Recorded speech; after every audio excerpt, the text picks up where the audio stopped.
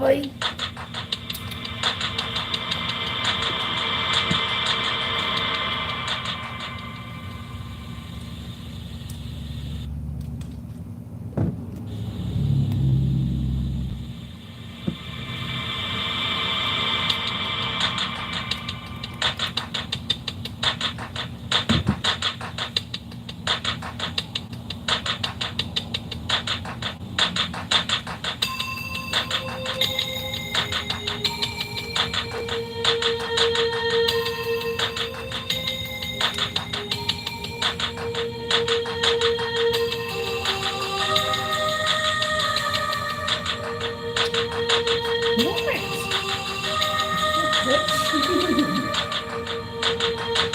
I'm just letting you.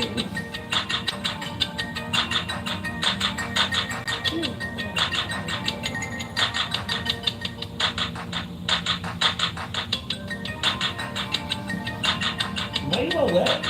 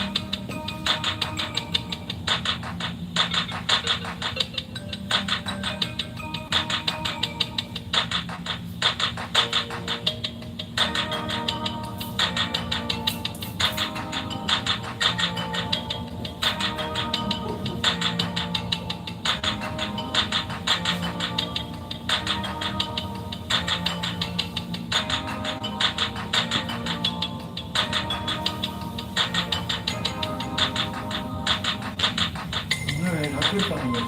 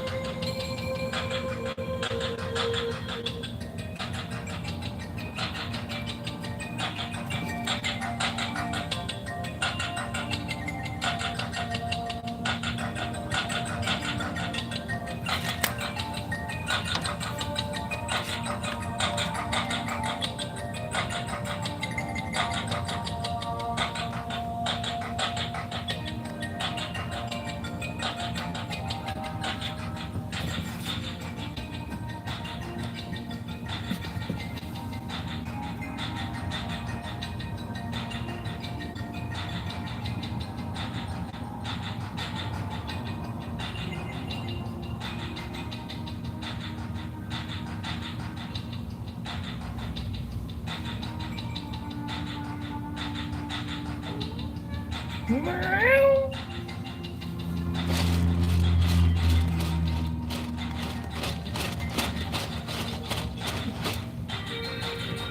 Here you go.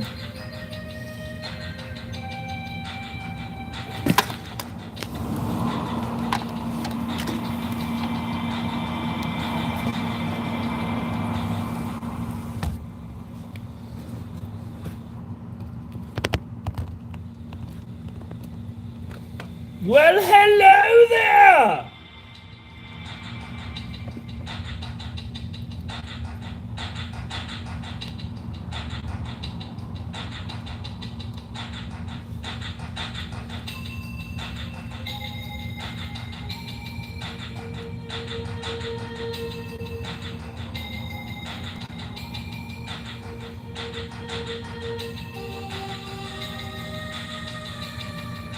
If you like it, give it a subscribe and thumbs up it.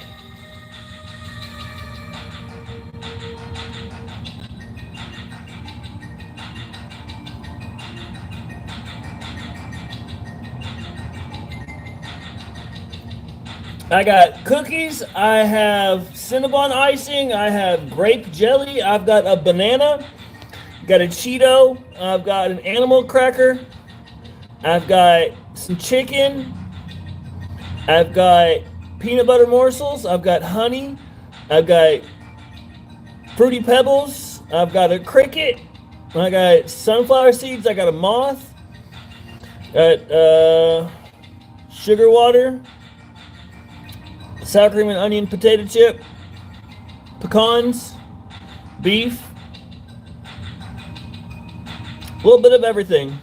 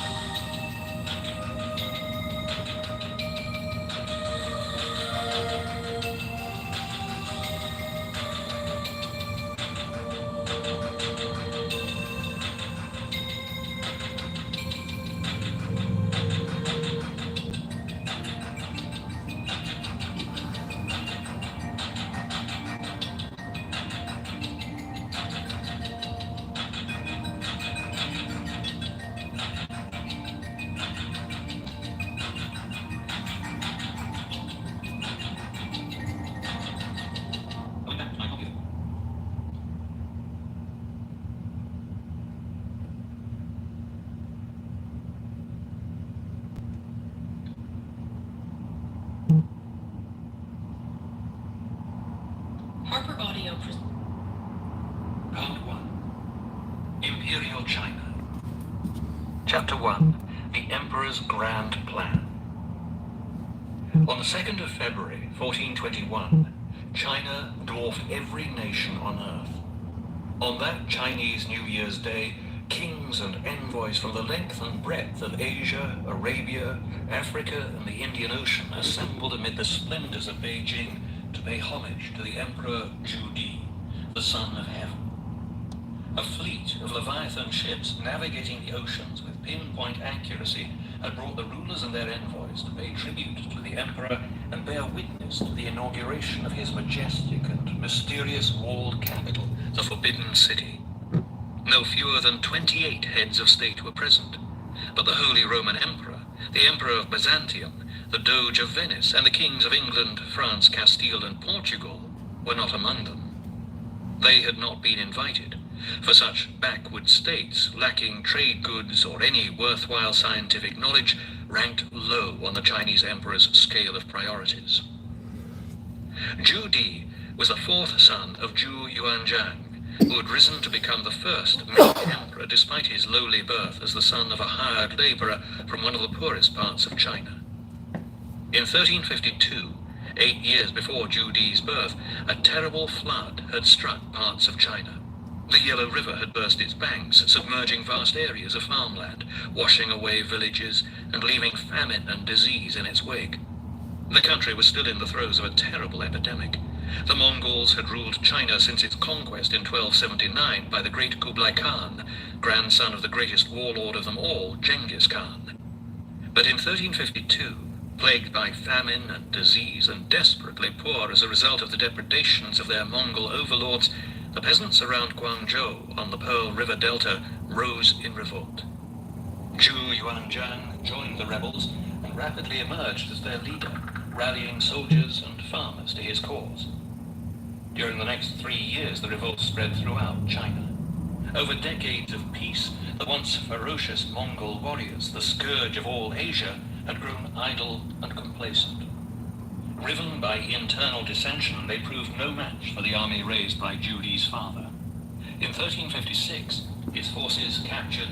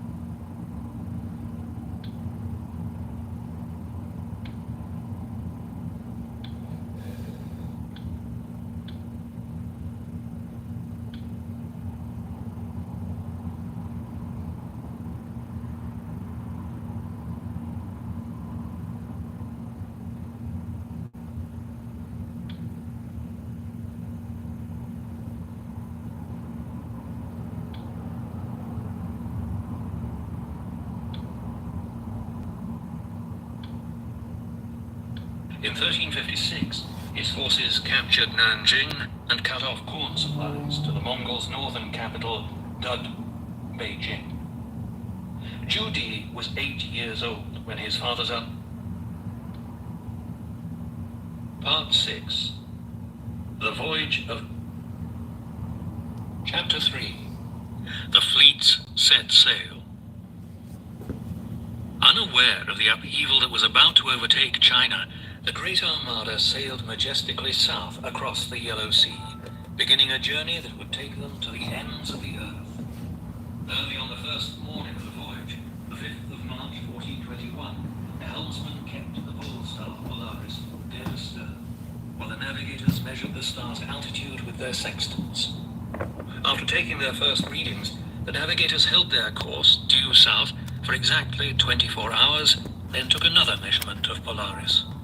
By sailing due south, at the end of their first day at sea, not only were they able to determine their change in latitude, their distance south of the North Pole, but could also adjust their compasses for magnetic variation, measure their speed and the distance covered, and calibrate their logs. The methods of navigation employed by Judy's admirals are revealed by one of the few documents of the era to have survived, the Wu Pei Che. These Chinese sailing instructions, essentially a manual of the arts of seamanship and naval warfare, somehow escaped the purges of the mandarins. There were instructions inscribed on a long, thin strip of paper for each regular voyage they made, giving detailed directions, including star positions, latitudes, bearings, and the physical description of islands, prominent headlands, bays, and inlets that would be clearly visible along the route. By studying these sailing directions, it is possible to deduce not only the course the Chinese had steered, but the accuracy of their navigation and their ability to set a course by the stars. It is an invaluable document. The pole star was of great importance to the Chinese, both symbolically and for navigation. It was the fundamental basis of Chinese astronomy, for the celestial pole was regarded as the heavenly equivalent of the position of the emperor on Earth.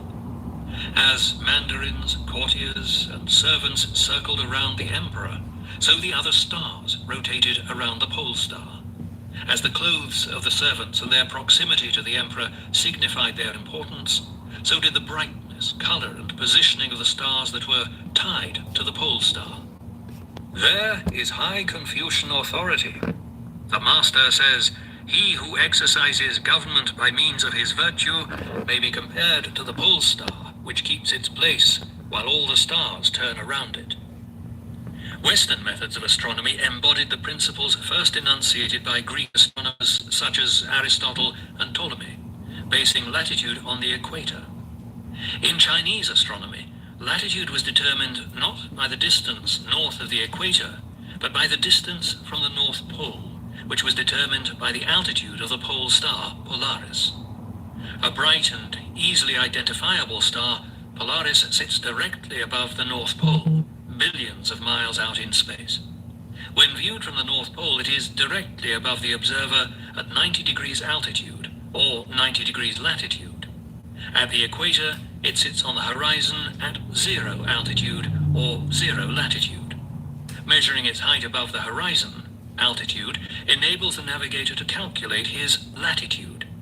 Moreover, since Polaris is due north, it enables magnetic variation, the difference between due north and the magnetic north of a compass, to be determined and adjustments made. By 1421, the Chinese had well over 6 centuries' experience of ocean navigation, basing their calculations on both the pole star and the stars circling the pole at high altitudes which never rise and never set. In effect, once the Chinese had determined the absolute position of Polaris in the celestial sphere, they tied other stars in the northern hemisphere to it. When viewing one star or constellation, they knew exactly where the others were in relation to it, even when they had not yet risen in the night sky. They were thus in a position to know a star's exact location, even when invisible below the horizon, by observing the meridian passage, the highest point of their track across the night sky viewed from any particular point, of the circumpolar stars to which it was tied. However, the Chinese had not yet mastered using the sun to obtain latitude, something the Portuguese first achieved in 1474, and which enabled them to measure latitude in the southern as well as the northern hemisphere. The Chinese could not determine their latitude south of the equator, where Polaris was invisible. It was a problem that had to be solved. A star or stars in the southern hemisphere that could fulfill the function of Polaris in the northern had to be identified before Judy's dream of charting the whole world could be realized. By the 7th century, the Chinese could accurately determine the course to steer, for they had discovered the compass. They knew that the magnetic properties of lodestone could be transferred by induction to iron, and that this magnetized iron could be floated on oil, allowing it to swivel freely, one end pointing always to the Earth's magnetic south. In 1421, the Chinese could steer to within 2 degrees of their chosen course using reliable magnetic compasses.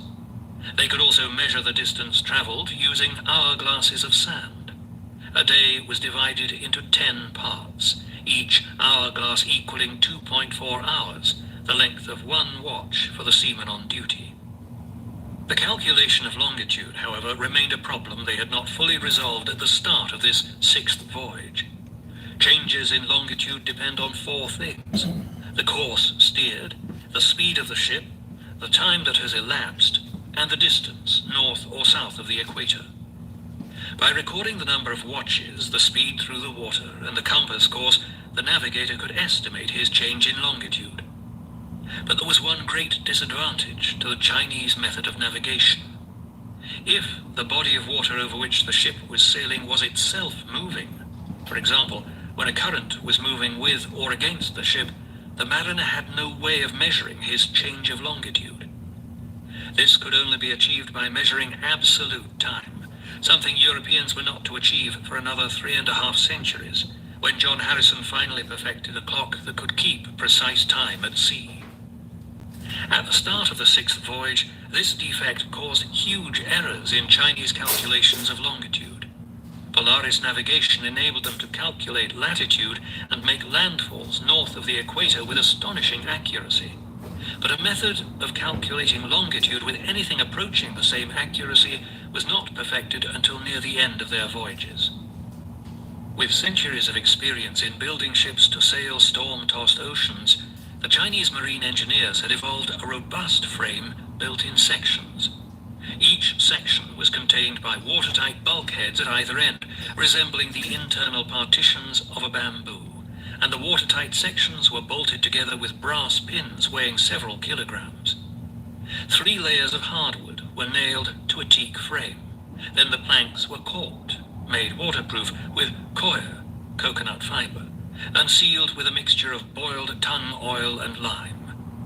This hard, waterproof lacquer had been used to seal Chinese ocean-going ships since the 7th century. But so much tung oil was required to build Zheng He's treasure fleets that acres of land along the Yangtze banks were required to plant orchards of tung trees. Marine engineers at the Longjiang shipyards designed their ships to survive the fiercest storms on the open ocean. Reinforced bows enabled the vessel to smash through the waves, and at either side of the bow were channels leading to internal compartments. As the square bow pitched in heavy seas, water was funneled in. As the bow surfaced above the waves, the water drained out, modifying the pitching motion. A teak keel bound together by iron hoops ran the length of the ship, and specially cut, large rectangular stones, or composite stone and mud balls, were packed around it for ballast. Additional keels that could be raised and lowered were fitted at either side for more stability. In a storm, semi-submersible sea anchors could also be thrown overboard to reduce rolling. Even in the roughest weather and sea conditions, pitching and rolling were greatly reduced by these ingenious modifications. The giant ships could survive typhoons, and the sectional construction reduced the risk of sinking through a collision with a reef or an iceberg. They were designed to remain afloat even if 2 compartments were flooded after being punctured by coral or ice. To increase cargo capacity, the hulls of the junks were very wide compared with their length, and they were flat-bottomed. Their sails were balanced lugs, 4-sided sails hanging from a yardarm set at an oblique angle, the characteristic sail of China. They were stiffened by a series of bamboo battens, so the design was extremely efficient when sailing before the wind. It also allowed the sails to be reefed or lowered quickly in an emergency. The most reliable ships in the world in the 14th and early 15th century, and by far the biggest, were these Chinese junks. Ibn Battuta, the Moroccan traveler and writer who journeyed through Asia in the 14th century, wrote that the trade of the whole world between the Malabar coast of India and China was carried in Chinese ships. Centuries later, in 1848, A junk built to the designs of that era was sailed from China via New York to London by a party of British naval officers. They sailed before the wind all the way, and the junk handled beautifully. But magnificent though these ships were, they had been designed to operate primarily between China and Africa, sailing before the monsoon winds, which changed direction twice yearly, as they had for centuries. Although a lug sail is also quite efficient when sailing into the wind, the combination of the hull shape and sail design meant that the Chinese monsters were crab-like and inefficient when attempting to do so. They had to wear rather than tack, and for all practical purposes were constrained to sail before the wind, a severe limitation when outside the monsoon belt of the Indian Ocean and South China Sea. It was to be one of the crucial clues when it came to tracking the course of the Chinese fleets during the great voyages of 1421 to 1423. The eunuch captains and admirals of these great treasure ships were men of awesome ability, but, like the European explorers who followed them, they often drew their crews from the lowest levels of society. Most were criminals, sent to sea in lieu of imprisonment or internal exile, and in some respects, life as a crewman was far better than a prison sentence. They were provided with a uniform, a knee-length white robe, food and wine, and were well cared for when at sea. The Admiral's staff included 180 medical officers, and every ship and company of soldiers had a medical officer for every 150 men. There was a varied and plentiful diet on the treasure ships, but the perils of voyaging through uncharted waters meant that life expectancy was short. Only 1 in 10 returned from the great voyages of exploration and discovery. But those who had survived the earlier voyages of the treasure fleets had been well rewarded. They were often freed and given endowments or pensions. Like all sailors, the Chinese were superstitious. Each of Zheng He's ships had a small cabin dedicated to Ma Tzu, the mariner's deity, and prayers were said to her every evening before supper. When the crew went ashore in foreign lands, they carried round bronze mirrors to ward off evil spirits. On the reverse was the 8-spoked Taoist wheel. The elite of the crew were the navigators and compass men, operating from an enclosed small bridge and living and dining separately from the rest of the men. The junks also carried artisans and craftsmen of every description, capable of performing any task. Caulkers, sailmakers, anchor and pump repairers, scaffolders, carpenters, and tongue oil painters would keep the ships in good repair on their long voyage into the distant oceans. Their work in the Forbidden City complete, stone carvers and stonemasons were also embarked to leave permanent legacies of the fleet's voyages across the world. There was even a historian, Ma Huan, to document the voyage. His diaries, the overall survey of the ocean shores, were published in 1433, after Zheng He's final voyage. The staple foods, soybeans, wheat, millet and rice, were carried in separate grain ships, enabling a fleet to stay at sea for several months without replenishing supplies. But if the grain ships sank, the whole fleet was in desperate trouble. Soybeans, grown in tubs all year round, were used in several ways. Soaked in water, they sprouted yellow curls from the green bean. The sprouting process increased the content of ascorbic acid, riboflavin, and nicotinic acid, the basis of vitamin C, and protected the crew from the deficiency disease scurvy. The Chinese knew well the dangers of scurvy and the remedies to prevent it. Enough citrus fruit, limes, lemons, oranges, pomelos, and coconuts was taken aboard to give every man protection against the disease for 3 months. Pomelos, a grapefruit-like fruit also known as a shaddock, had been particularly valued ever since the Warring States period, from the 5th to 2nd centuries BC. The candid and ingenious prince should know the state of Jew must necessarily gain wealth from its groves of orange and pomelo trees.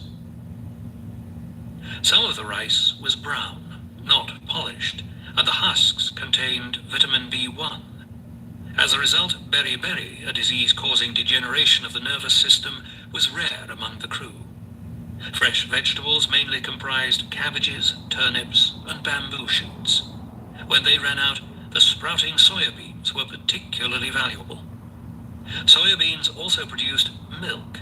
When boiled, it became curd or tofu, rich in vitamin D, while fermentation of soya produced soy sauce.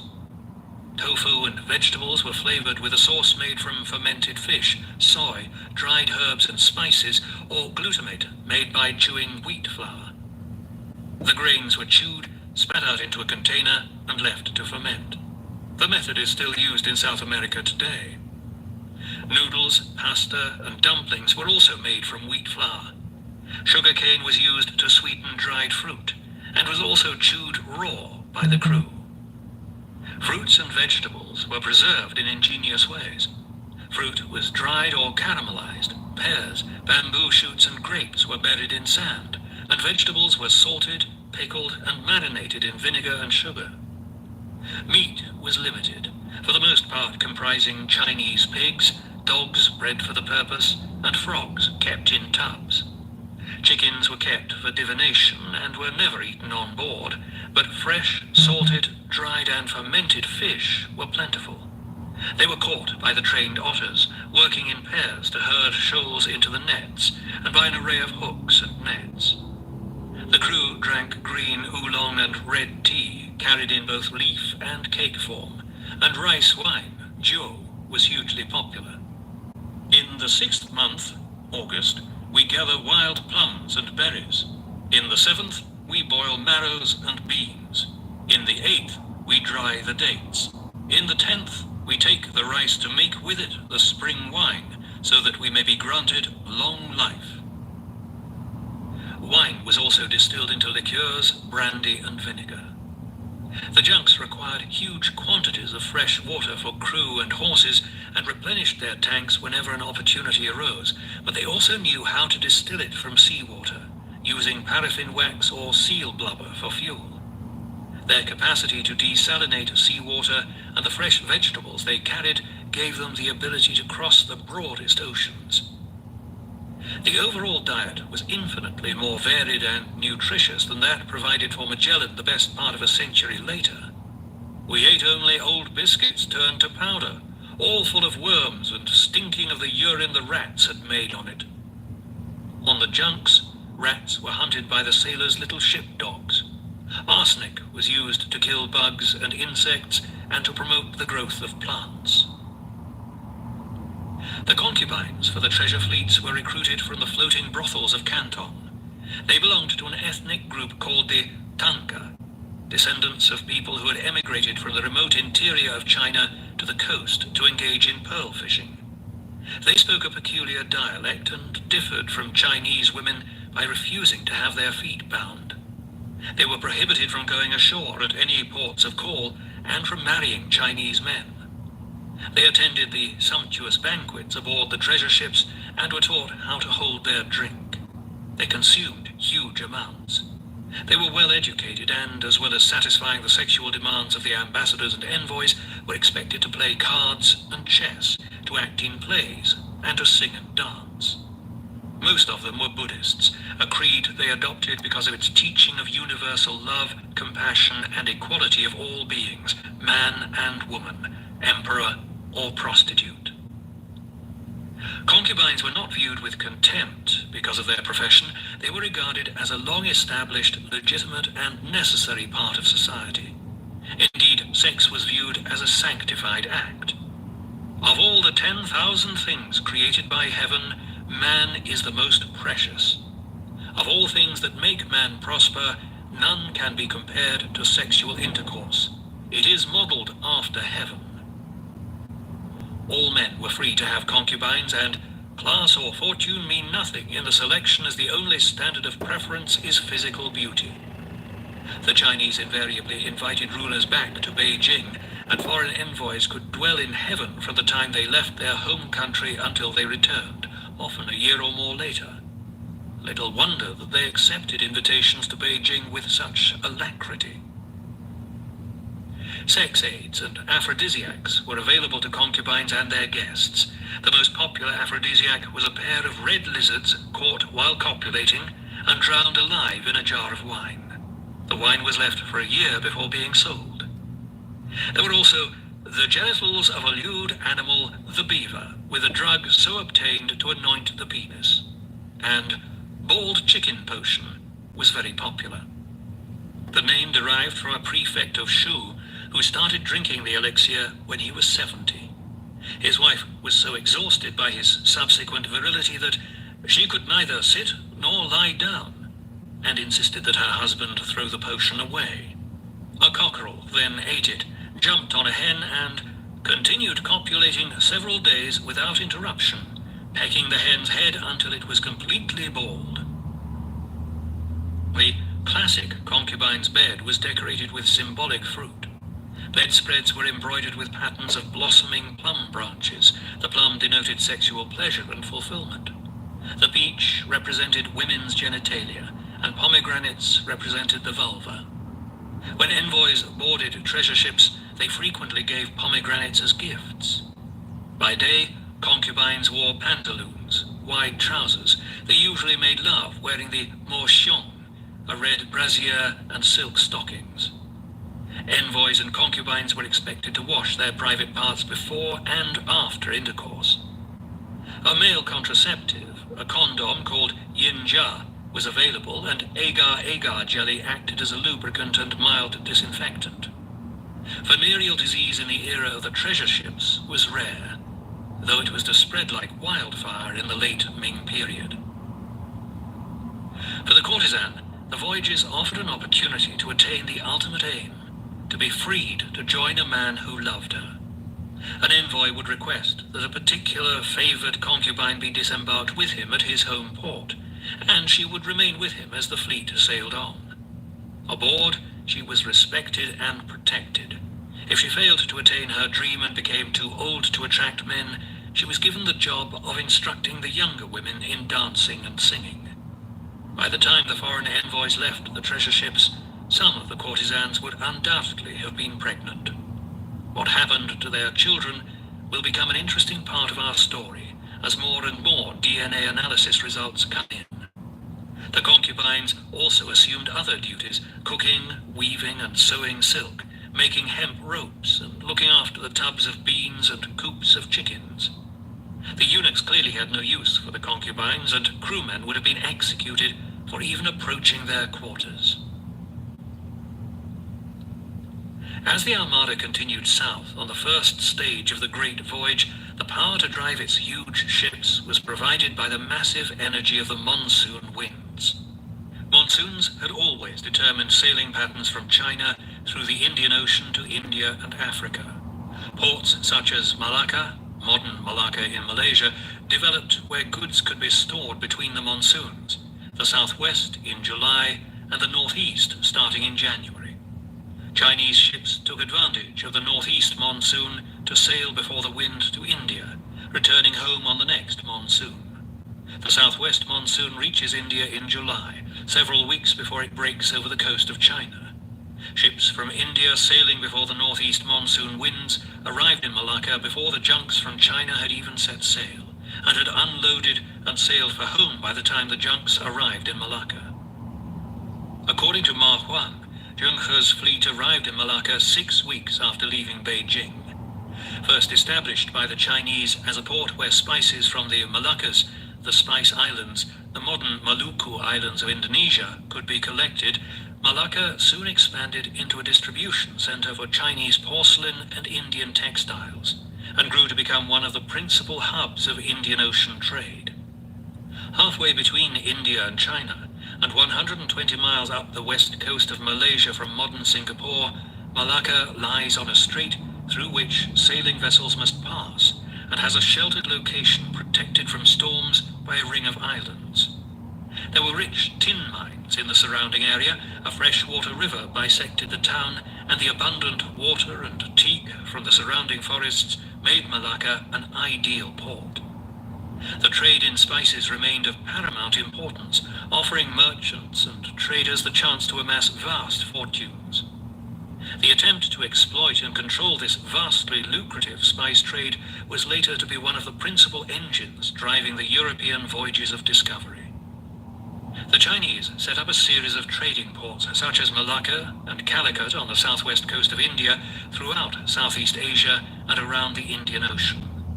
They were used as forward bases by Zheng He's fleets, providing fresh provisions, water and wood all the way from China to East Africa.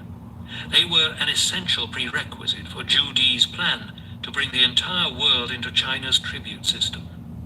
In 1421, trade throughout the Indian Ocean was dominated by the Chinese and Arabs from Egypt and the Gulf states. Relations between them were friendly. Like the rest of the known world, the Arabs craved Chinese porcelain and silk, and Chinese junks were almost always welcomed in Arab ports. A report came from Mecca, the honored, that a number of junks had come from China to the seaports of India, and 2 of them had anchored in the port of Aden. But their goods, Chinaware, silk, musk, and the like, were not disposed of there because of the disorders of the state of Yemen. The Sultan wrote to them to let them come to Jeddah and to show them honor. Chinese and Arabs met in equal numbers at the great Indian port of Calicut. Hormuz in the Persian Gulf, and Malindi, Kilwa, and Zanzibar in East Africa were Arab ports used extensively by the Chinese. But Malacca was virtually a Chinese colony, and epitomized the Chinese forward base. Formerly, this place, Malacca, was not designated a country. There was no king of the country. It was controlled only by a chief. This territory was subordinate to the jurisdiction of Hsien Lo, Thailand. It paid an annual tribute of 40 liang of gold, approximately 48 troy ounces. If it were not to pay, then Hsien Lo would send men to attack it. In the 7th year of the Yung Lo, 1409, the emperor ordered the principal envoy, the grand eunuch Zheng He, and others to assume command and to take the imperial edicts and to bestow upon the chief 2 strong seals, a hat, a girdle, and a robe. Thereafter, Hsien Lo did not dare to invade it. Ma Huan, 1424. In effect, this was the birth of Malaysia. The diaries of Ma Huan also give a vivid picture of Southeast Asia, the crocodiles that inhabit the mangrove swamps, rubber being tapped, the tin mines, and coconut plantations. The coconut has 10 different uses. The young tree has a syrup, very sweet and good to drink. It can be made into wine by fermentation.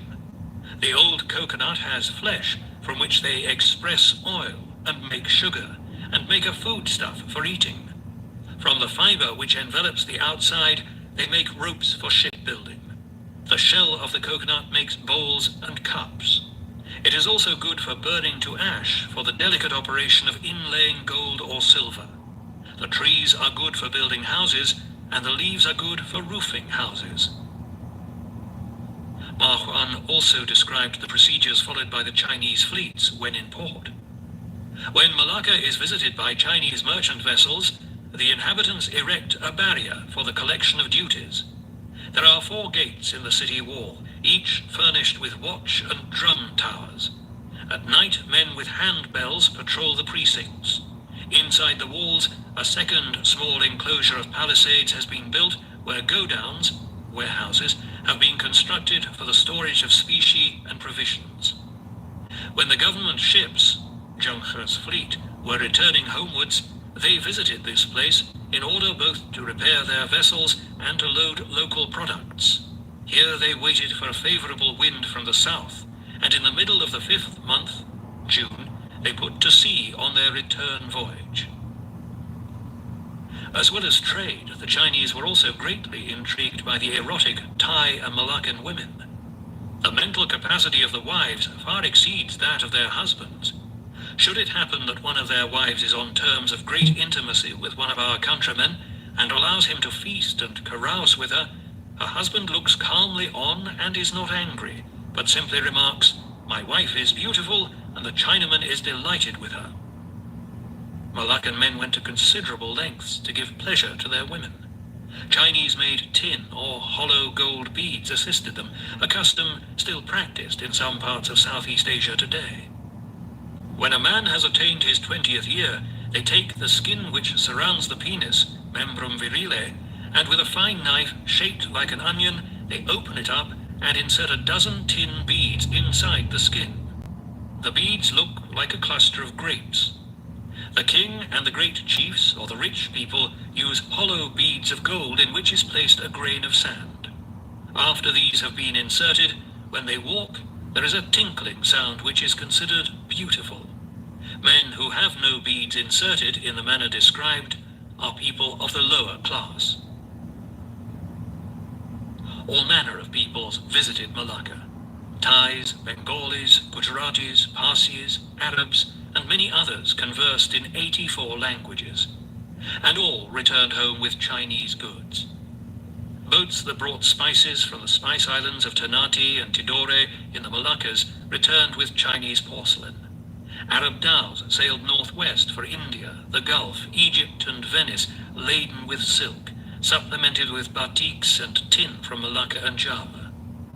After the Chinese junks had unloaded their silk and porcelain, they refilled their holds with spice, Indian gems, and Venetian glass.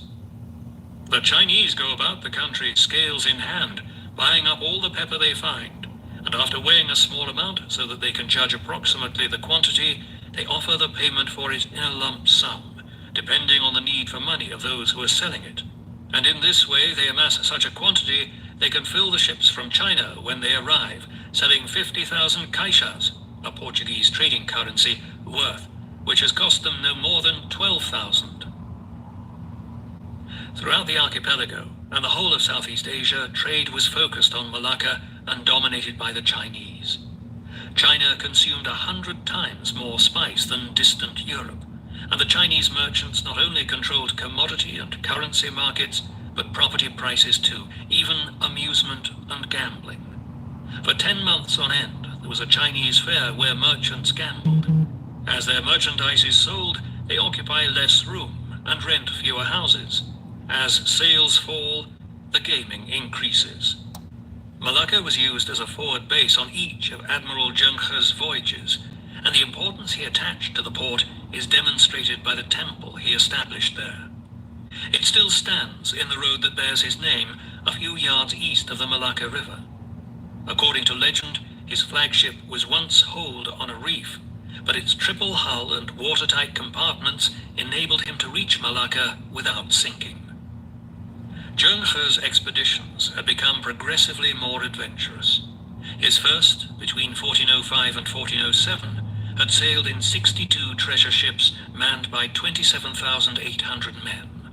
En route for Malacca, they visited Cambodia and Java, then sailed on the next southwest monsoon for Sri Lanka and Calicut on the west coast of India. An incident on this voyage cemented a belief among the sailors that Zheng He's fleet was under divine protection. In the midst of a storm so ferocious that the sailors were praying to Matsu to save them from death, a divine light, presumably St. Elmo's fire, a luminous electrical discharge sometimes seen during a storm at sea, appeared at the tips of the masts of Zheng He's flagship. As soon as this miraculous light appeared, the danger was appeased. By the time of the third expedition, 1409 to 1411, Zheng He had established a settled program. The fleet used Malacca as its forward base, and there divided into squadrons that sailed on independently to separate destinations. The next great fleet set sail from China in 1413. One squadron departed from Malacca for Bengal, the Maldives, and Africa. Another sailed for the Arabian Sea and up the Persian Gulf to Hormuz.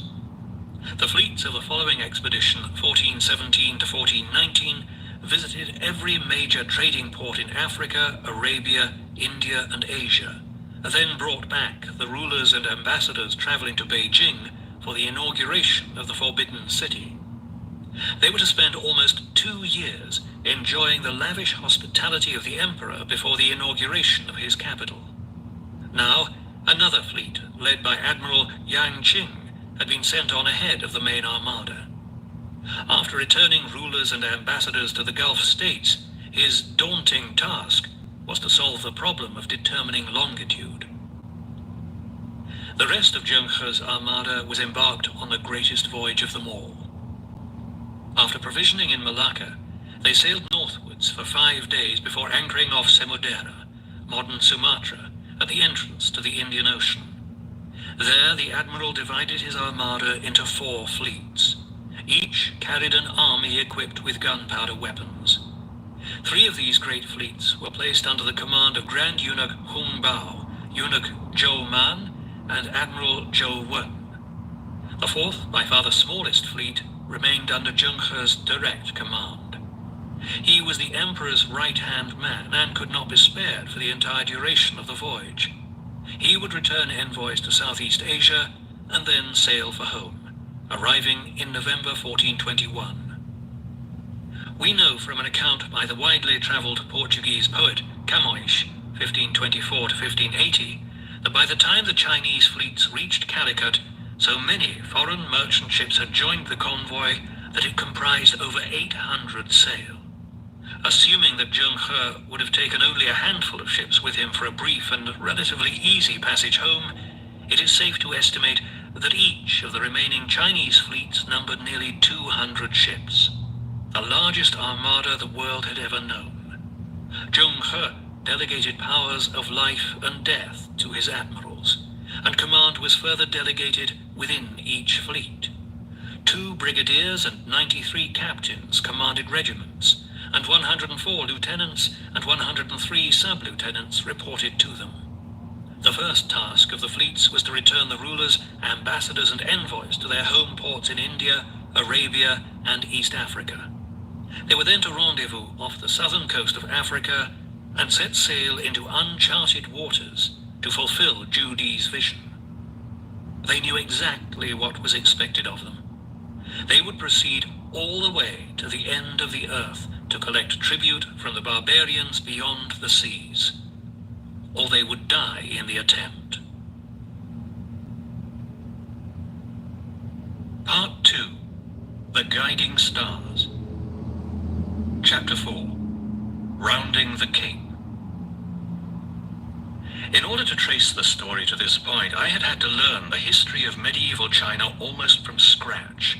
My previous knowledge of Chinese history and culture had been modest at best.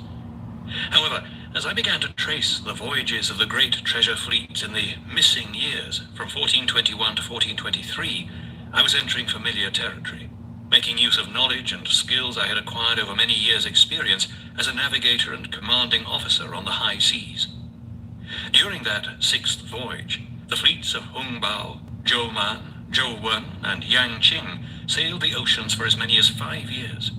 But the Mandarin official at the Ministry of War, Liu Daxia, had ordered the destruction of all written records, and there was virtually no evidence to show where they had sailed or what discoveries they had made. But where before I had been plodding in the footsteps of academics and historians far more knowledgeable and gifted than myself, I could now use my skills to decipher the fragmentary evidence offered by ancient maps and charts, and those few documents and artifacts to have survived. 2 of these artifacts were carved stones. Old, virtually ignored by the new regime in China, and perhaps fearing that he might never return, Admiral Zheng He erected 2 carved stones in palaces of the Celestial Spouse, a Taoist goddess, before he set sail on his final voyage in late 1431. The first was in Jiangsu, Fujian province, and the second at Liu Chiachang. Only rediscovered in 1930, the stones commemorate the crowning achievements of his life, the great voyages of the treasure fleets. Their inscriptions are the key to unlocking the riddle of the 6th voyage. Inscription at Jiangsu. From the time when we, Zheng He, and his companions at the beginning of the Yunglou period, or Yungle, Zhu Di, 1403, received the imperial commission as envoys to the barbarians, up until now 7 voyages have taken place, and each time we have commanded several tens of thousands of government soldiers and more than 100 ocean-going vessels. Starting from Taicang and taking the sea, we have by way of the countries of Changcheng, Champa, Xianlu, Siam, Kuawa, Java, Korche, Cochin, and Kuli, Calicut, reached Hulu Mosu, Hormuz, in the Gulf, and other countries of the western regions, more than 3,000 countries in all. In inscription at Liu Jiachang.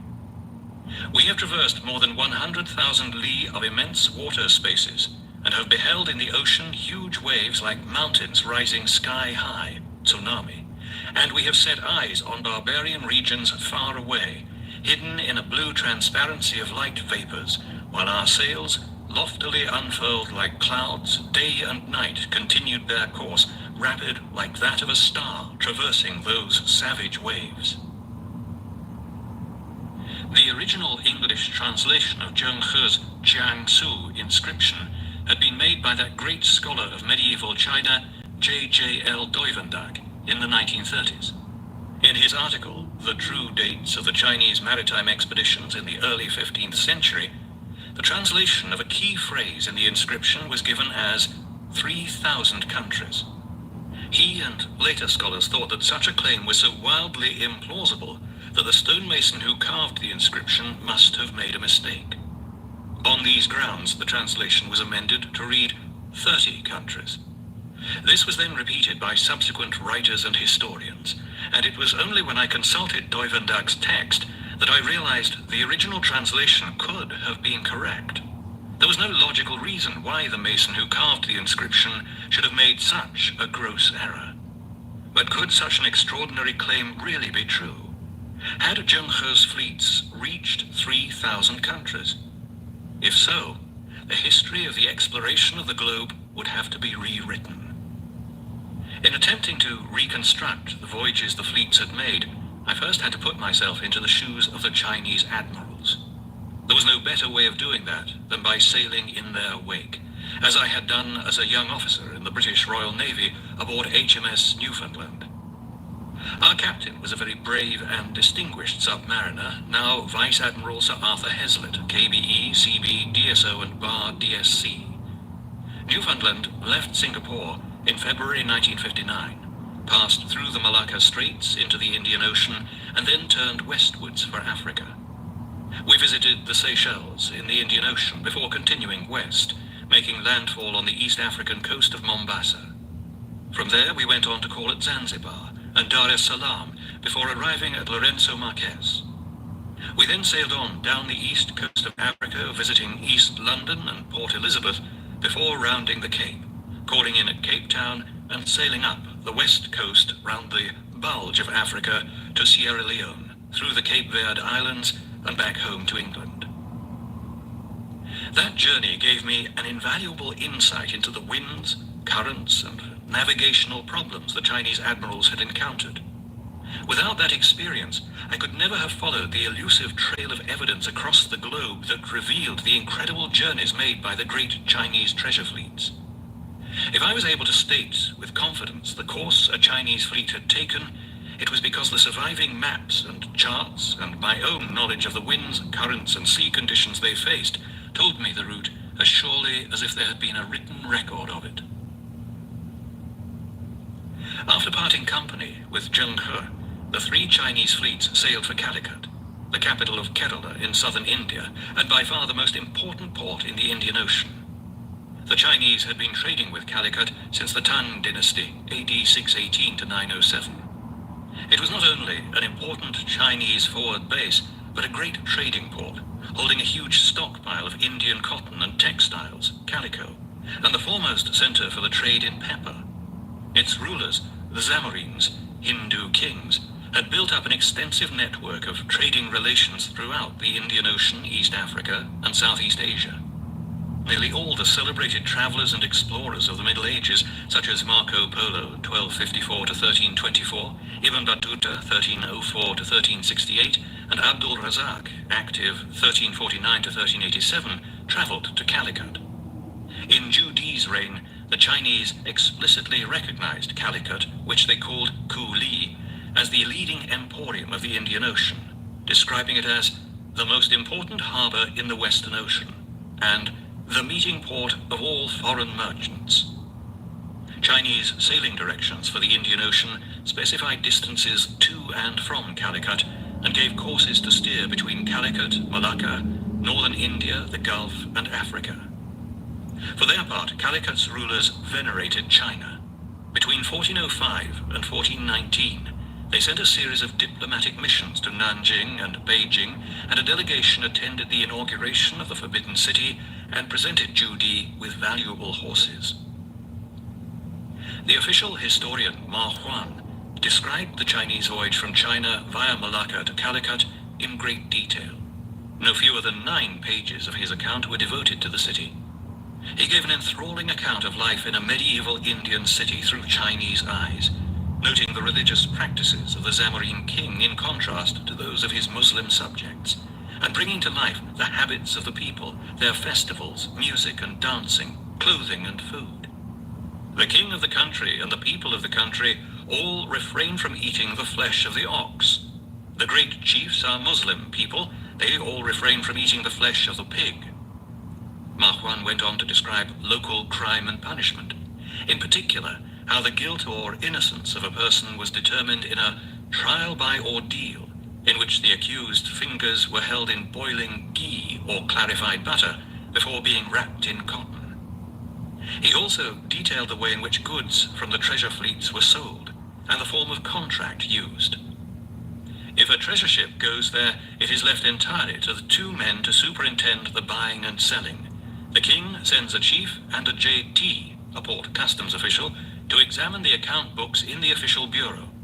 A broker comes and joins them, and a high officer who commands the ships discusses the choice of a certain date for fixing prices.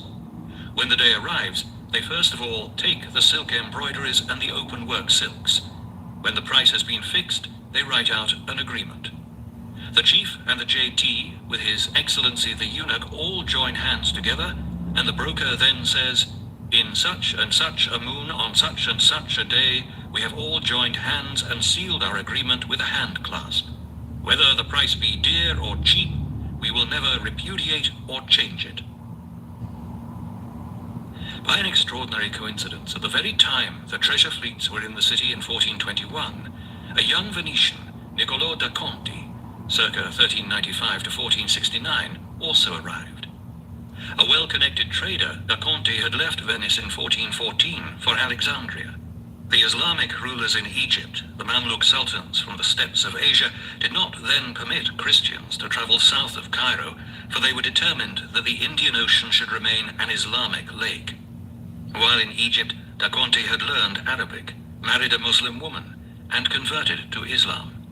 Now traveling as a Muslim merchant, he journeyed to the Euphrates Delta in modern Iraq and on to India, arriving by late 1420.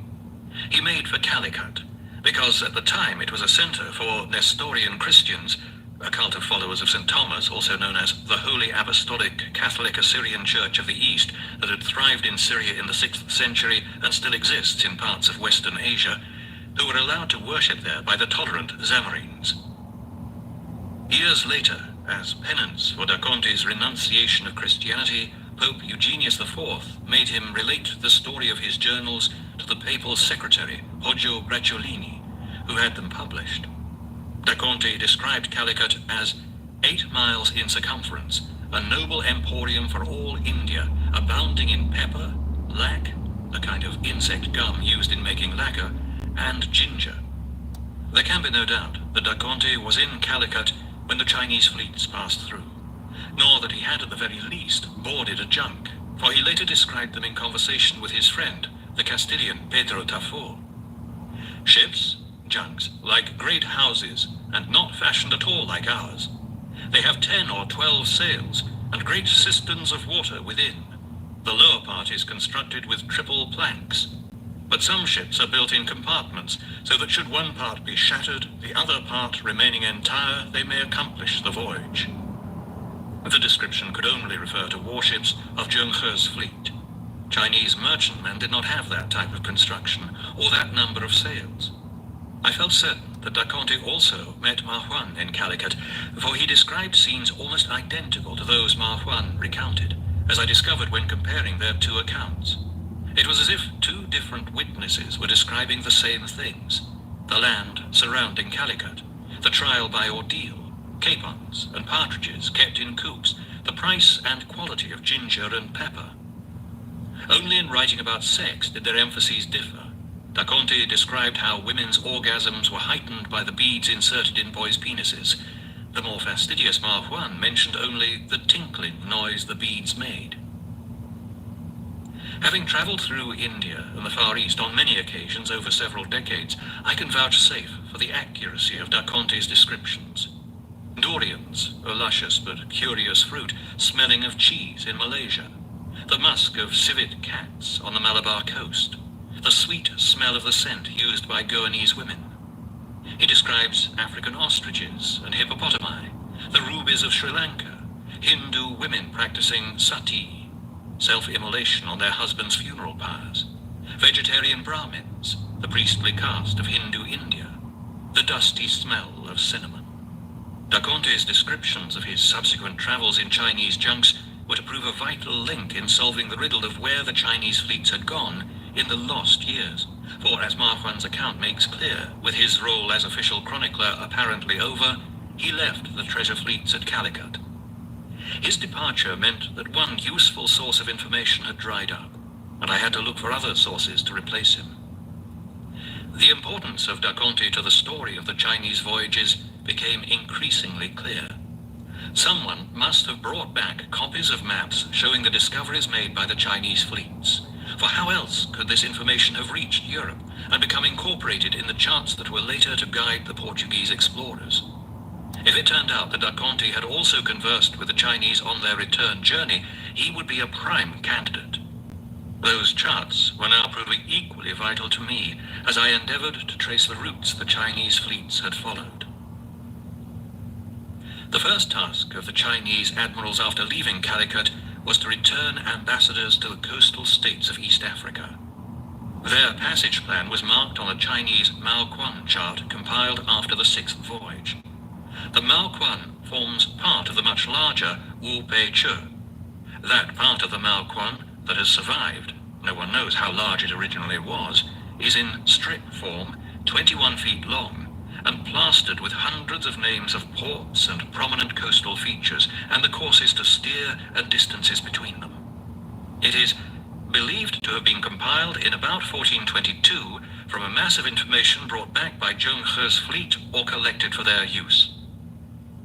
Only a part of it has been translated to date, and as I write, scholars of medieval Chinese are working on the remainder.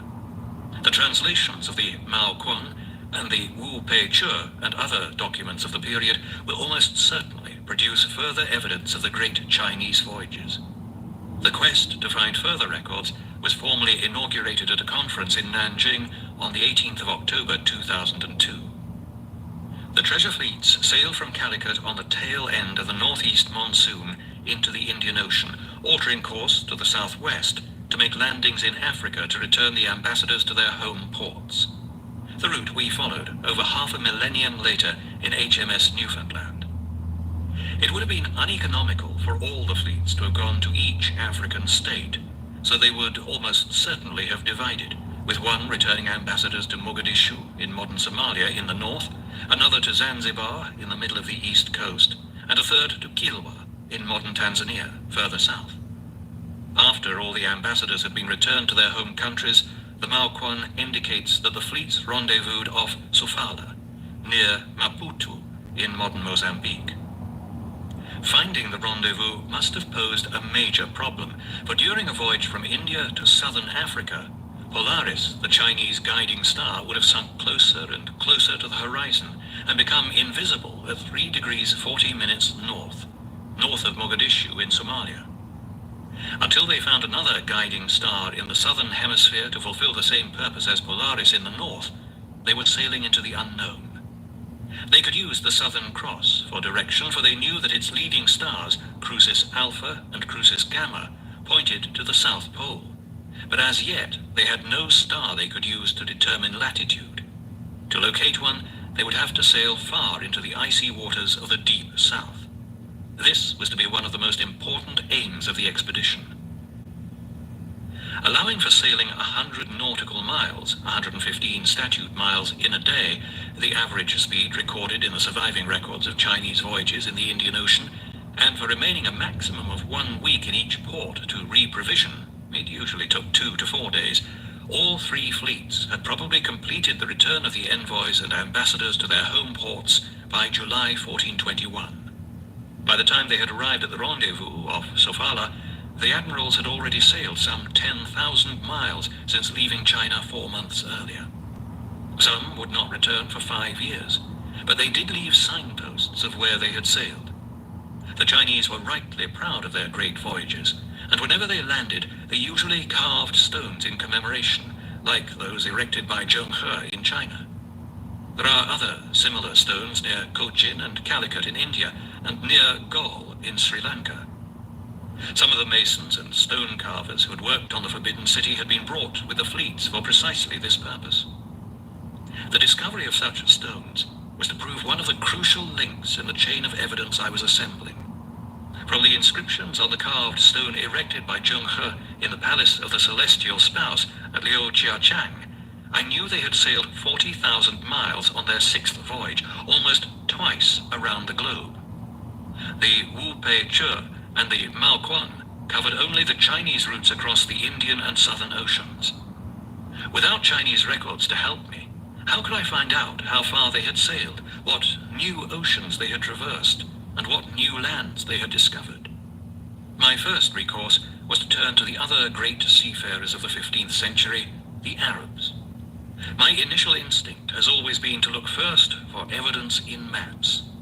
The British Library holds copies of the great collection of early Arab maps assembled by Prince Yusuf Kamal, a wealthy Egyptian. These maps showed that the Arabs had certainly visited the east coast of Africa and made regular voyages from the Gulf to collect slaves. However, dependent upon the prevailing winds, they had not ventured beyond the monsoon belt that spans the Indian Ocean but stops short of southern Africa. They set off from the Gulf on the northeast monsoon, sailed down to Zanzibar, or sometimes further south to Kilwa and Sofala, then returned on the next southwest monsoon to the Gulf, laden with their tragic cargoes of slaves. I could not trace a single Arab chart that accurately depicted the east coast of Africa south of Sofala. I knew of, but at that stage had never seen, a planisphere, a map of the world, showing the Indian Ocean and southern Africa. It was drawn in 1459 by Fra Mauro, a cartographer based on the island of San Michele in the Venetian lagoon, but working for Dom Pedro of Portugal, Henry the Navigator's brother, and another leading light in the first wave of European journeys of exploration, who was then compiling a map of the world. I wondered if Fra Mauro's map, now held by the Biblioteca Nazionale Marciana, could throw some light on the Chinese voyages. When I flew to Venice, the curator, Dr. Piero Falchetta, took me into his office and proudly showed me Fra Mauro's map, a grandiose undertaking. The first map of the entire world to be drawn since the days of the Roman Empire. It was to be the first vital clue to the course taken by the Chinese fleets. Dr. Falchetta pointed out that Fra Mauro had correctly drawn the Cape of Good Hope, which he had called Cap de Diable, with its easily identifiable triangular shape, and had done so 30 years before Bartolomeo Dias rounded the Cape. That this was no mistake was emphasized by Fra Mauro himself, for he had appended notes stating that a ship or junk had rounded the Cape.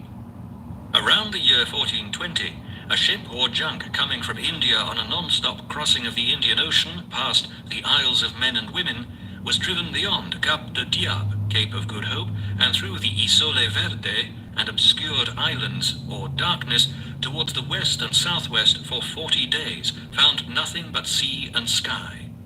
In their estimation, they ran for 2,000 miles, and fortune deserted them.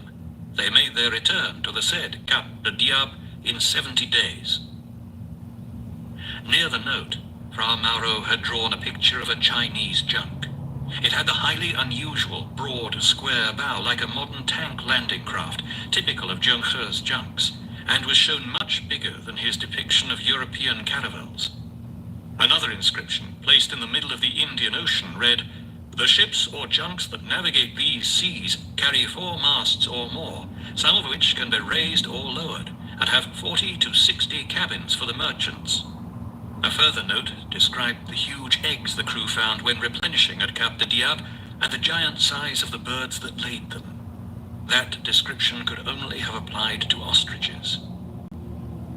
Fra Mauro's planisphere of 1459 showed the Cape of Good Hope correctly drawn, had an accurate depiction of Jonkheur's junks, and described birds unique to southern Africa several decades before the first Europeans, Diash and da Gama, got to the Cape.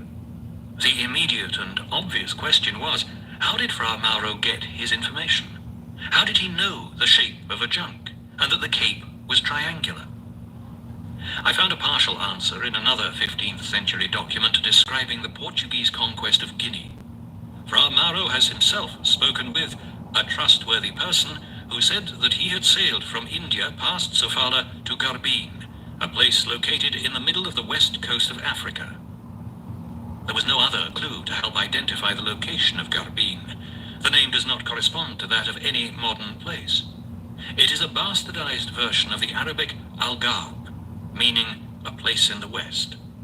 The identity of the trustworthy person would vitally affect the provenance and credibility of the notes on Fra Mauro's planisphere. I was convinced that the person could only have been Niccolò da Conti. He was in Calicut when the Chinese junks berthed to offload passengers and cargo and take on supplies on their way across the Indian Ocean. The notes on Fra Mauro's map, alluding to the voyage of the junk, refer to the Isles of Men and Women, a peculiar name also used by da Conti in the account related to the papal secretary Poggio Bracciolini. Da Conti, circa 1395 to 1469, was a contemporary of Fra Mauro, circa 1385 to 1459. Both came from Venice, and both were engaged in exploration or documenting exploration. Fra Mauro was working for the Portuguese government, and as well as publishing da Conti's stories, Poggio Bracciolini was also the intermediary between the Pope, Fra Mauro, and the Portuguese government. There are no records of other Venetian merchants in India at the time, let alone in Calicut, when the Chinese passed through. It would be extraordinary if Fra Mauro's trustworthy person were not da Conti. This was the crucial link in the chain connecting the maps drawn by the Chinese cartographers during the great voyages of exploration by the treasure fleets to the later Portuguese discoveries based on the mysterious maps they were soon to obtain. Chinese knowledge and Chinese maps passed from da Conti to Fra Mauro, and from him to Dom Pedro of Portugal and Prince Henry the Navigator. The papal secretary, Poggio Bracciolini, was, as we shall see, a key intermediary. If Fra Mauro's description did come courtesy of da Conti's travels aboard a Chinese junk, it came from a reliable and accurate eyewitness, as I had already discovered. In those circumstances, it seemed sensible to examine Fra Mauro da Conti's claim that a ship or junk had indeed rounded the Cape of Good Hope and then sailed into the South Atlantic. If so, it was a towering achievement. For Pedro Alvarez Cabral, 1467 to 1520, and Bartolomeo Dias, circa 1450 to 1500, the first Europeans to round the Cape and venture into the Indian Ocean, did not do so until 1488. To have drawn the Cape so accurately, Fra Mauro must have had a copy of a chart showing the exact shape and location of the southern tip of Africa. Da Conti could have brought him such a map, obtained during his voyages aboard the Chinese fleet. As I know from my own naval career, rounding the Cape remains an emotional experience for sailors today. As the clouds peel off the strange flat mountain tops of the fabled Cape, another ocean and another world, the exotic East, beckons. To the Chinese in 1421, coming from the opposite direction, it must have seemed that at last they had reached the brink of the unknown. Not even the great admirals of the Tang dynasty had sailed this far. As they saw the lengthening waves and deepening troughs, they must have prayed that their ships would prove equal to the colossal challenges the vast and stormy Atlantic Ocean would surely bring. I now had to discover where the mysterious ship described by Fra Mauro had sailed after rounding the Cape, and look for further independent evidence that it was a junk of one of the Chinese fleets. I started from the treasure fleet's last recorded position, shown on the Malquan chart of 1422 as off Sofala, sailing southwards at 6.25 knots, a good speed explained by the Agulhas current that sweeps southwards along the east coast of South Africa down to the tip. At that speed, the Chinese would have rounded the Cape of Good Hope in approximately 3 weeks by August 1421. As they have for millennia, winds and currents in the South Atlantic circle anti-clockwise in a huge oval loop from the Cape of Good Hope in the south to the bulge of Africa in the north. At the Cape, the mariner meets the Benguela current that carries him due north up the west coast of Africa. After some 3,000 miles, the current starts to hook first to the northwest, then westwards to South America. Off the coast of South America, the current continues its anti-clockwise movement, running southwards off Brazil and Patagonia, down the east coast as far as Cape Horn, before sweeping to the east back to South Africa. If a sailing ship carrying sufficient supplies and robust enough to withstand the roaring 40s, powerful winds that circle the globe for hundreds of miles north and south of the latitude that gives them their name, were to hoist its sails off South Africa and sail before the wind and current, then several months later, having crossed thousands of miles of ocean in this great anti-clockwise loop, it would return more or less to where it started. An illustration of this is provided by the epic voyage of a very brave and distinguished submarine captain, now Vice Admiral Sir Ian Mackintosh, KBE, CB, DSO, DSC, once captain of the submarine squadron in which I served.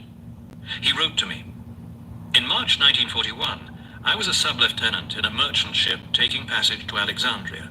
She was sunk by gunfire by an armed commerce raider some 500 to 600 miles west of Freetown at about 8 degrees north, 30 degrees west. The 28-foot standard wooden lifeboat, authorized capacity 56, finally had 82 souls on board. Even when I had repaired the shrapnel holes in the hull and the boat was reasonably dry, I could not get her to sail closer than 5 or 6 points to the wind, a brisk northeast trade. This would never have allowed us to reach Africa, and to run before the wind to Brazil, some 1,600 miles distant by the route chosen, seemed preferable. The plan was to steer due west until reaching 33 degrees west, then alter course to southwest. This made full use of the northeast trades and gave us only a few days of shifting winds and some most welcome rain in the doldrums before picking up light southeast trade winds. We made the South African coast on the 22nd day, ran northwest along the coast looking for a suitable landing, which we found on the afternoon of the 23rd day. I had estimated a maximum of 28 days for rationing purposes, knowing that the equatorial currents were helping us, but I had no idea at our latitude and time of the year whether they were a quarter knot or more than 1 knot, so I disregarded it in my noon DR, dead reckoning, positions. It is entirely feasible that the treasure fleets did reach the Cape of Good Hope, where they would have been swept by the wind and current around the Cape and up the west coast of Africa to the Garbine described by Frau Maru. What I now urgently needed was independent evidence that this had happened. I pondered this question for months. Then I had a stroke of luck.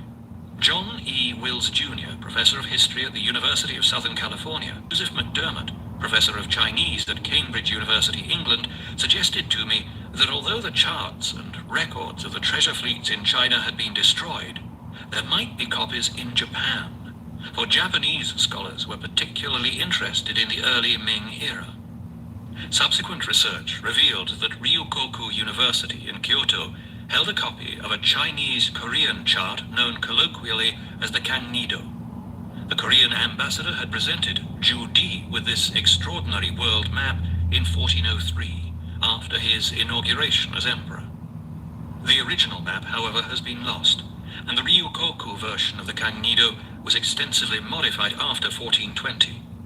It is nearly square and strikingly large, measuring 1.7 by 1.6 meters.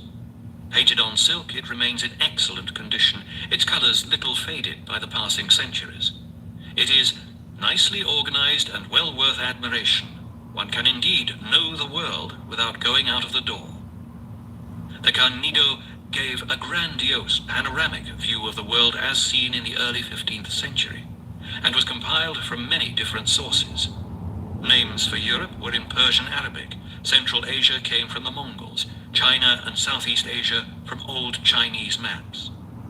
Europe was covered in names as far north as Germany, named Alumangia. Spain was depicted, as were the Straits of Gibraltar leading into the Mediterranean, and the North African coast with the Atlas Mountains. Europe, Africa, Asia, Korea, and China were in their correct positions relative to one another, though Korea, perhaps for reasons connected with national pride and its traditional rivalry with Japan, was shown vastly larger than it should be, and Japan much smaller. Nonetheless, it was an extraordinary piece of map-making. For the moment, the part of the Cagnido that interested me most was Africa. So accurately does the Cagnido depict the coasts of East, South, and West Africa that there cannot be a shred of doubt that it was charted by someone who had sailed round the Cape. Europeans did not reach South Africa for another 60 years.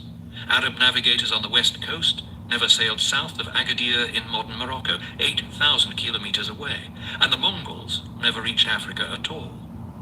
The accuracy of the Cagnido told me that Mauro da Conte's description made absolute sense. A Chinese navigator could indeed have reached Garbin and then drawn the Cagnido. Still, I had no precise location for Garbin, save that, from the shape of the coastline shown on the Cagnido, it appeared to be near the Bay of Biafra, off western Nigeria. It was a problem I would have to address later. For now, I felt justified in assuming that the junk referred to by Fra Mauro and drawn on his planisphere was from the treasure fleets, for Chinese merchant ships did not sail beyond Kilwa in East Africa. The Cagnido was much less accurate when it came to the bulge of Africa north of the Bay of Biafra, so I next turned my attention to that part of the voyage. If they had managed to survey the coast of southern Africa with such accuracy, why was the bulge of West Africa not shown on the Cagnido chart? By the time the Chinese fleets reached the Bay of Biafra, they had sailed some 3,000 miles north from the Cape. I assumed that they rounded the Cape on their outward journey sometime in August. At their average speed of 4.8 knots, it would have taken about 20 days to sail from the Cape to Garbin. They would have reached it in late August or early September 1421, the end of summer and towards the end of the rainy season. As I well know from my own time at sea in the South Atlantic, there is an extraordinary natural phenomenon in this part of Africa.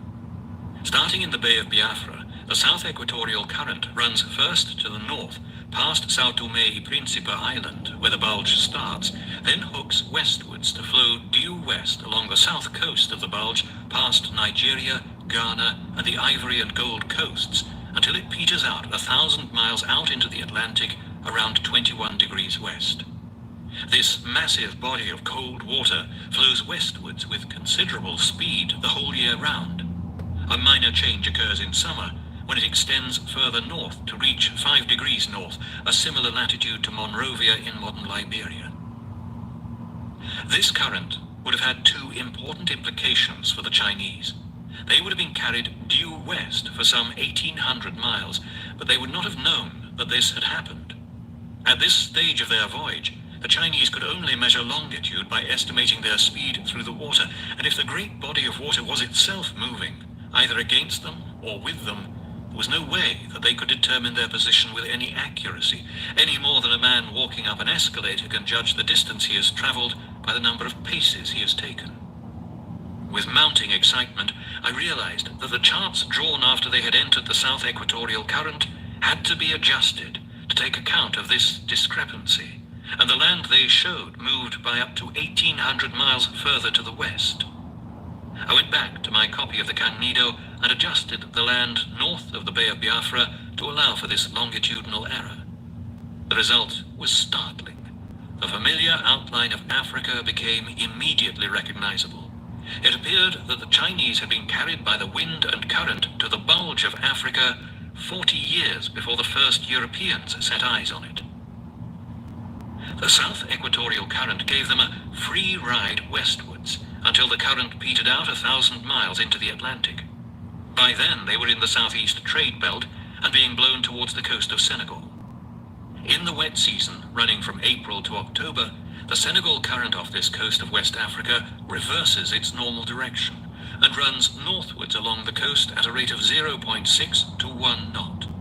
Yet again, the junks would have had a free ride, this time to the north for around 500 miles until the current itself petered out off Dakar, the modern capital of Senegal.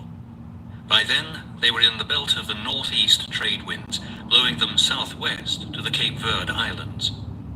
These lonely islands, then unknown to Europeans, were to play a vital part in unraveling the mystery of the Chinese voyages. I checked and rechecked my calculations. By late September, the junks that left the Cape of Good Hope in August would have found themselves approaching the Cape Verde Islands from the northeast. The design of the ships and the prevailing winds and currents would have prevented these flat-bottomed, broad-beamed monsters from sailing south at any point. It was now clear that Fra Mauro's account was entirely possible, and that the Cape Verde Islands could have been the Isole Verde reached by the ship or junk from India 40 days after leaving the Cape of Good Hope. They even had the same name. At 4.8 knots, the speed the treasure fleets averaged over all 6 great voyages, this would have taken 40 days. Vasco da Gama took 33 days to make the same passage in the closing years of the century. To have been called the Isole Verde, the islands Niccolò da Conti described to Fra Mauro must have been strikingly green. I knew them in HMS Newfoundland. They are divided into 2 groups, and the windward Balaventos are significantly wetter than the leeward Sotaventos. Of the windward islands, the biggest, highest, wettest and greenest is Santo Antão. It is an island of savage grandeur, awesome and eye-catching from the sea, particularly to a mariner seeking fresh water. The Chinese admirals would have been approaching from the northeast on the trade winds, and from that direction they would have sighted Santo Antão first. On the north coast of Santo Antão, clearly visible from miles out as you approach from the northeast, there is a dramatic volcano. Streams pour down its sides and rush through lush valleys to the sea around what is now the small settlement of Janela. That strip of coast would have been an obvious and immediate place for the Chinese fleets to anchor and obtain water. If the Chinese had indeed landed there, I was confident that a legacy of their visit should exist. The Cape Verde Islands were uninhabited when the first European, Cadamosto, 1432-88, a Venetian explorer in the service of Henry the Navigator, arrived in 1456. So I could not expect to find goods that the Chinese had traded for food, such as the blue and white plates that were their currency on the southeast coast of Africa. On the Cape Verde Islands, the Chinese could have obtained any amount of food and water for nothing. The seas teemed with swordfish, sole, shark, octopus, crayfish, and tiny sweet mussels. The island was lush with fruit, and flocks of tame birds could be picked up by hand, for they had never learned to be wary of humans, as Cadamosto's crew found to their joy 35 years later. Nonetheless, there should have been other mementos. A carved stone, similar to the one erected by Zheng He on the estuary of the Yangtze, stands at Galle, near Dondra Head in southern Sri Lanka. Inscribed in Chinese, Tamil, and Persian, it extols the virtues of Hinduism, the local religion, Buddhism, Emperor Judi's faith, and Islam, the religion of most Indian rulers in the early 15th century. There are other similar stones near Cochin and Calicut. I wondered if a carved stone might have been erected here. The Chinese were always careful to respect local sensibilities. The language school in Nanjing, the Sui Chuan, was, after all, set up by Zheng He specifically to train interpreters, and the fleets on this 6th voyage carried interpreters fluent in 17 different Indian and African languages. It was highly probable that they had also left a stone on one of the Cape Verde Islands, carved with inscriptions in a language they thought people from the surrounding areas would understand. Such stones were always sited in prominent places where they would readily be discovered by others. What would be the point of erecting a monument to your achievements and then hiding it where it would never be found? If such a stone existed, the first Europeans should have found it when they reached Santo Antão 35 years later. I referred to the journals describing Antonio da Nole, Cadamosto, and Diego Alfonso's first voyages to the islands, and discovered that they had indeed found a large, free-standing stone at Janela. The stone still stands there today in a dramatic setting framed by encircling mountains beside the Ribera di Pinedo. Until a century ago, a clear, rushing stream tumbled down the side of the volcano, but now the stream has dried up and the stone is surrounded by agave plants. The stone, called locally Pedra do Letrero, stone of letters, is of red sandstone some 3 meters high and covered with inscriptions from top to bottom.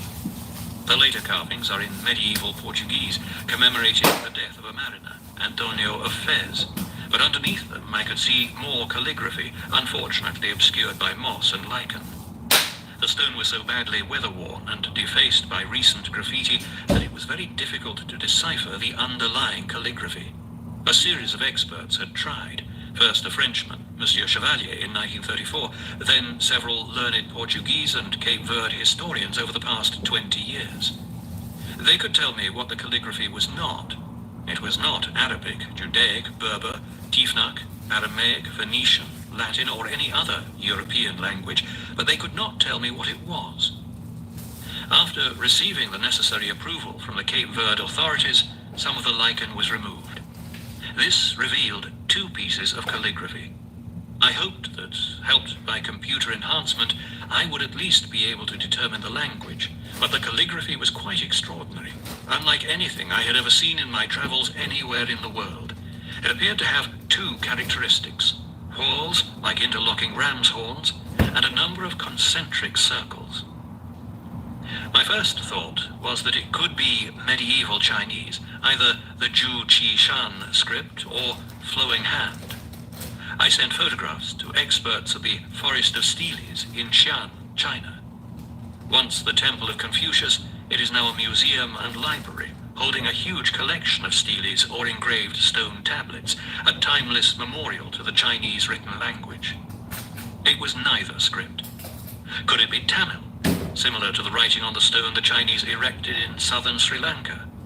It does resemble Tamil, but not closely enough. Nor is it Swahili, the lingua franca of the east coast of Africa. I then wondered if it could be another Indian language, perhaps one of the 13 shown on today's high-denomination Indian banknotes. Could the Bank of India help? I faxed them a photo of a small section of one of the pieces of calligraphy. "It looks like Malayalam," they replied.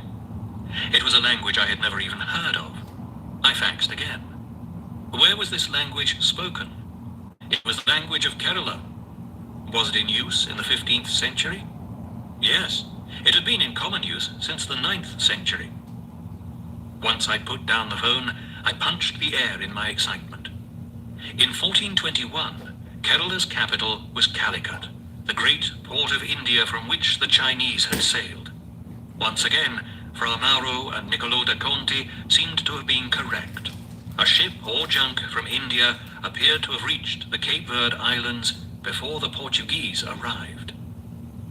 I next trawled through the learned experts' research to see whether they had come across another similar stone while they were attempting to decipher the writing at Janela. They had, but not in the Cape Verde Islands. The other stone was sighted at the Matadi Falls in the Congo. My first impression was that this was a wild goose chase. Why should a ship voyaging from India have visited a waterfall in Africa? But closer examination revealed the Matadi Falls to be at the upper navigable limit of the Congo River, where a mariner may anchor in beautiful surroundings and obtain clean, fresh water. A succession of ships had done just that down the centuries, from the Portuguese in 1485 to the Chinese today. The river pours over a series of cataracts before reaching the falls. The carved stone stands sentinel above a dark pool near the foot of the falls, where in days gone by fishermen would sit motionless, while prostitutes patrolled the banks, awaiting the arrival of the crews of foreign ships sailing upstream to water and gather provisions. I had to retrace my route back to the coast of Africa to investigate this discovery. Like its Janela counterpart, the Matadi Falls stone has calligraphy beneath medieval Portuguese. The Portuguese writing once again commemorated a deceased comrade, here the navigator Alvarez. There is less underlying material than at Janela, but experts confirmed that it was the same calligraphy, that once again it looked like Malayalam.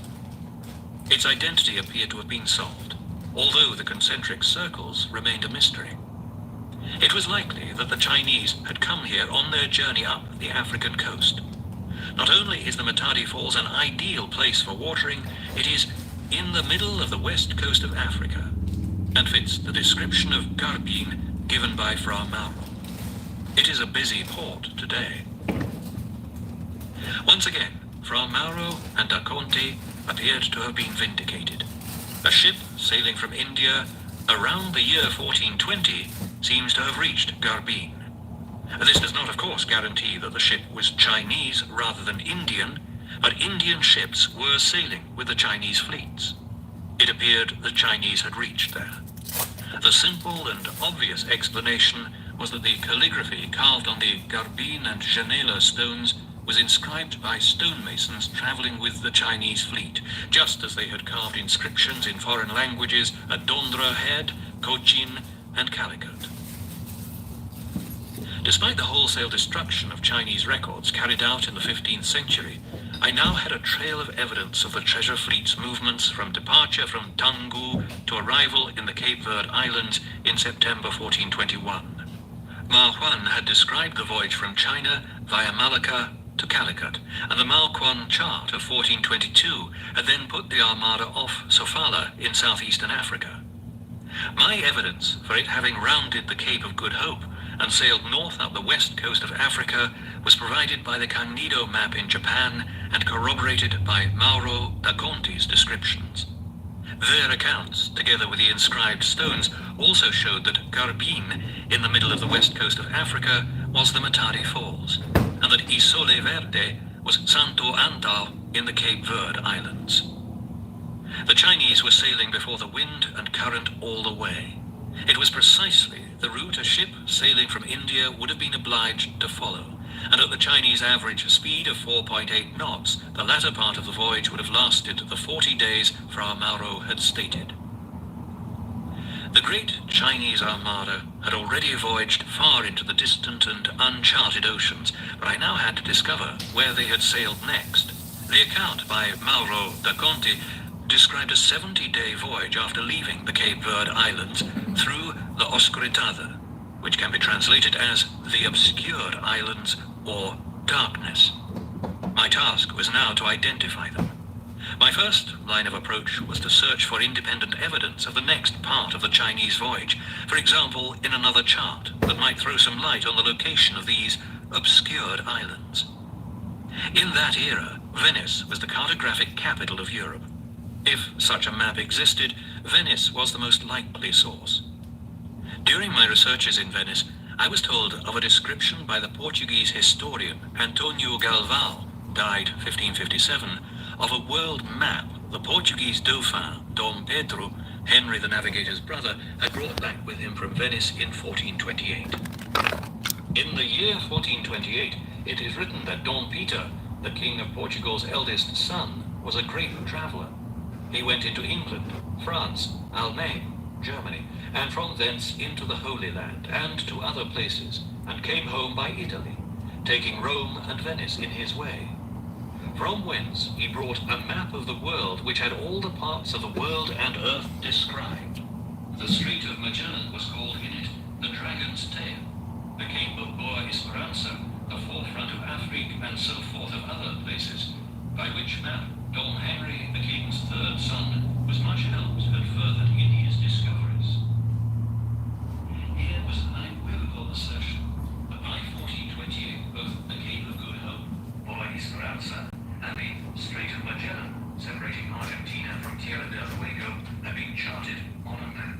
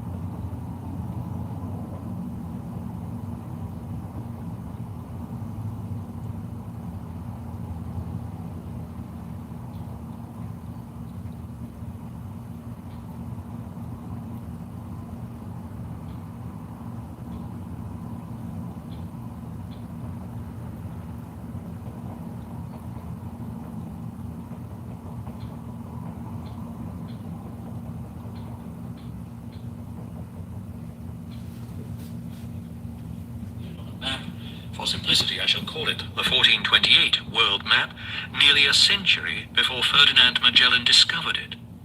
To emphasize that this was no mistake, Galvão continued, "It was told me by Francis de Souza Tavares that in the year 1528, Dom Fernando, the king's son and heir, did show him a map which was found in the study of the Alcobaça, a renowned Cistercian monastery traditionally used as a library by Portuguese kings, which had been made 120 years before, which map did set forth all the navigation of the East Indies, with the Cape of Boa Esperança, according to our later maps have described it, whereby it appeareth that in ancient time there was as much or more discovered than now there is." This 1428 world map was of huge importance to the Portuguese government, for in December 1421, the overland route to China and the Spice Islands, the Great Silk Road running from China right across Central Asia to the Middle East, had been blocked when the Ottomans surrounded Byzantium. In that same climactic month, on the 6th of December, the Mamluk Sultan Basbi seized power in Egypt and nationalized the spice trade. The effect of the two events was to ruin the merchants who had controlled the spice trade, seal Egypt's borders to international trade, and sever the sea route through the Bosphorus to the western end of the Silk Road. With the canal linking the Red Sea and the Nile, completed in the 10th century, collapsing and unusable, all land and sea routes to the east were now closed to Christians. A new ocean route to the east had to be found. I knew from Antonio Galvão's description that the 1428 world map showed the East Indies, the Indian Ocean and what is now Indonesia, and revealed the ocean routes to the Spice Islands, Ternate and Tidore in eastern Indonesia, Asia and China round the Cape of Good Hope and through the Strait of Magellan. The information it contained was of incalculable commercial value, and it was kept for decades under lock and key in the Portuguese treasury in Lisbon. However, the secret eventually leaked out, and others became determined to get their hands on this vital map, even though the penalty for stealing it was death. Certainly, Christopher Columbus was in possession of a copy in 1492. The 1428 world map has long been lost, but the information contained on some sections of it has survived, the most important of which is the section showing South America. A Spanish seaman who had sailed to the Americas with Columbus kept that portion of the map together with some notes Columbus had written about it. In 1501, the Ottomans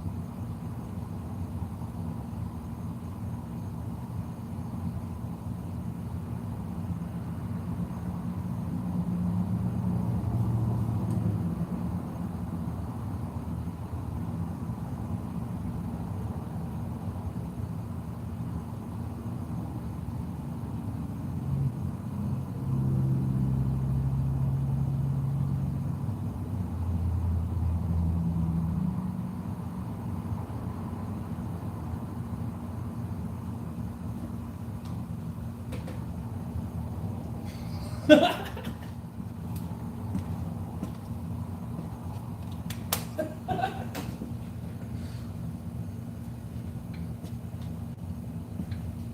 Joe Wen sailed northwest through the Caribbean towards North America, while Admirals Hung Bao and Zhou Man took the southwest branch of the equatorial current towards South America. It must have been an emotional parting as the great ships began to drift apart, gathering speed as the wind filled their sails. They were sailing into hazardous, uncharted waters, and the admirals and their men would have been well aware that they might never set eyes on their companions again. The evidence of the Piri-Reis map and of the winds and currents seemed conclusive. The Chinese fleet must have sailed in this direction from the Cape Verde Islands. Perhaps I would find the answer to the mystery of the obscured islands somewhere off the coast of the Americas.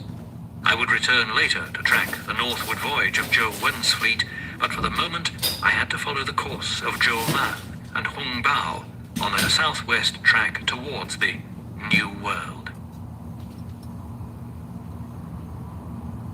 Chapter 5. The New World.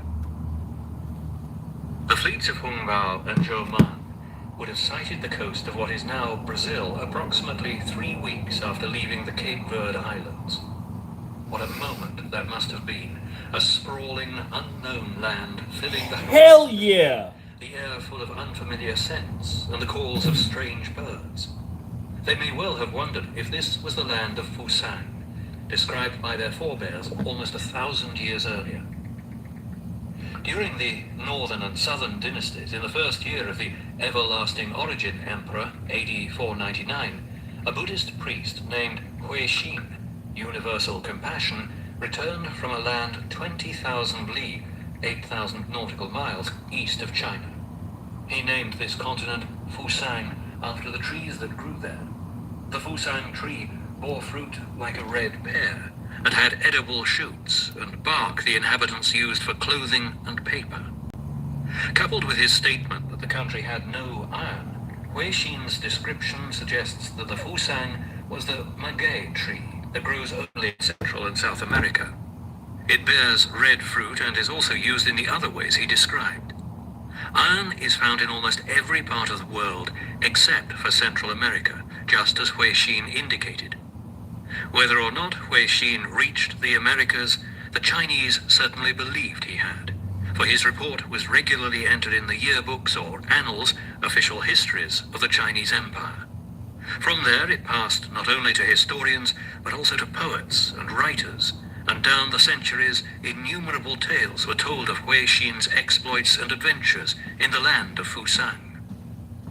Fusang is about 20,000 Chinese miles, 8,000 nautical miles, in an easterly direction from Tahan, and east of the Middle Kingdoms, China. Many Fusang trees grow there, whose leaves resemble the Dryanda cordifolia. The sprouts, on the contrary, resemble those of the bamboo tree, and are eaten by the inhabitants of the land.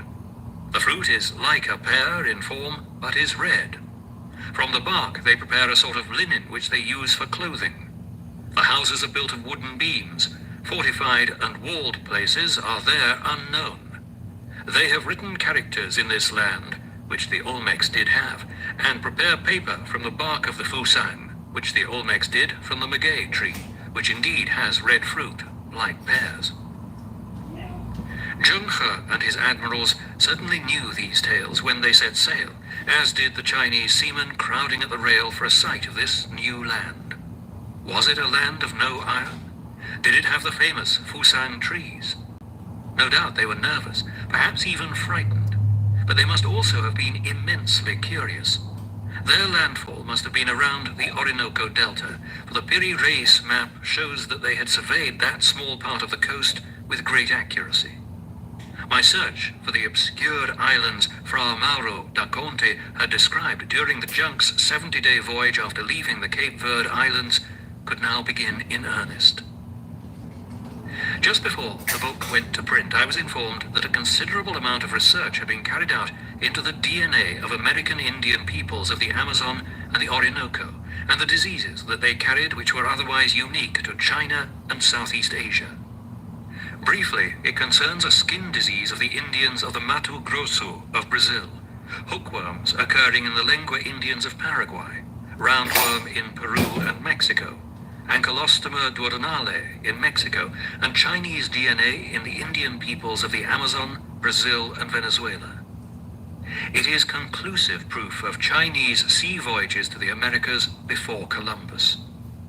For the moment, however, I had to continue with the charts.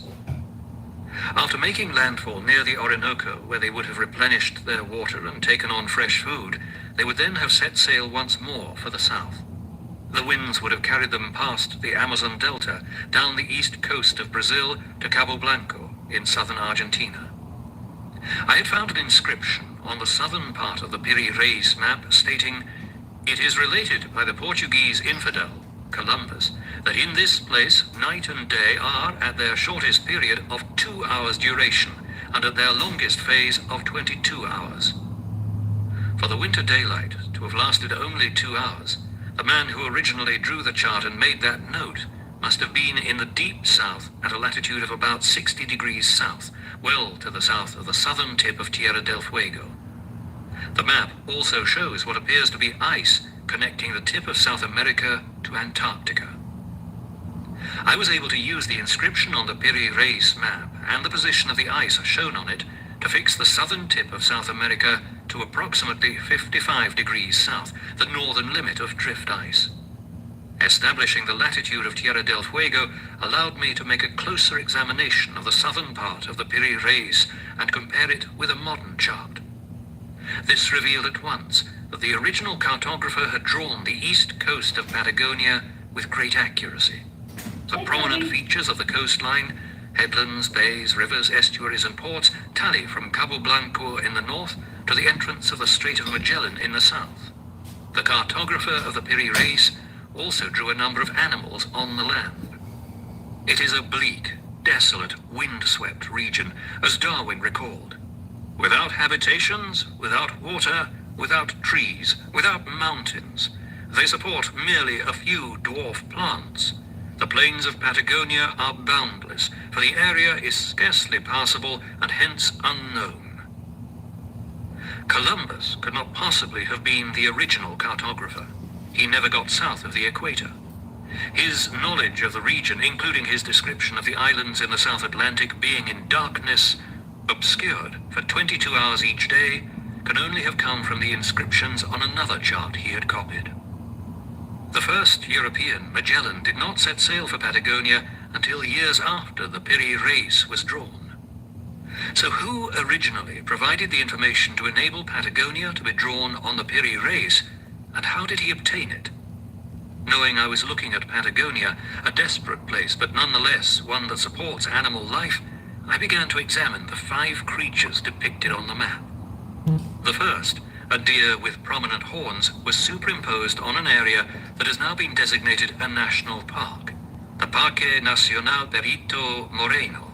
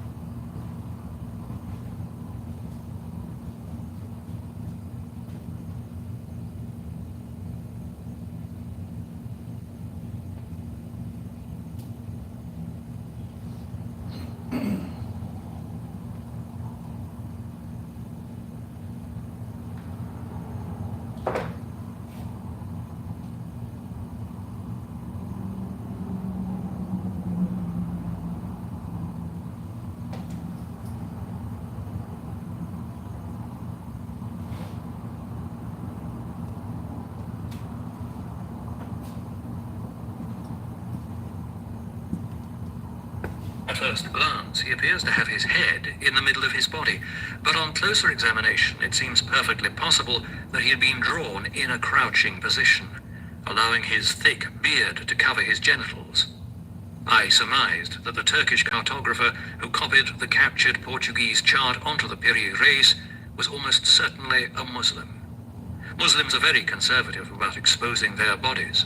If the cartographer had indeed been of that faith, he would not have been comfortable depicting naked men. When Magellan arrived in Patagonia long after the original map was drawn, he was surprised to find that despite the cold weather, the people did indeed go about naked, keeping themselves warm with fires even when they were traveling in boats. As a result, he named the land Tierra del Fuego, the land of fire. That left one last creature to identify, a beast that appeared to have come from fable, a dog-headed man. There were 2 notes describing the creature. In this place there are wild beasts of this shape, and these wild beasts attain a length of 7 spans. Between their eyes there is a distance of only 1 span, the distance between the outspread tips of the thumb and the little finger. Yet it is said they are harmless souls.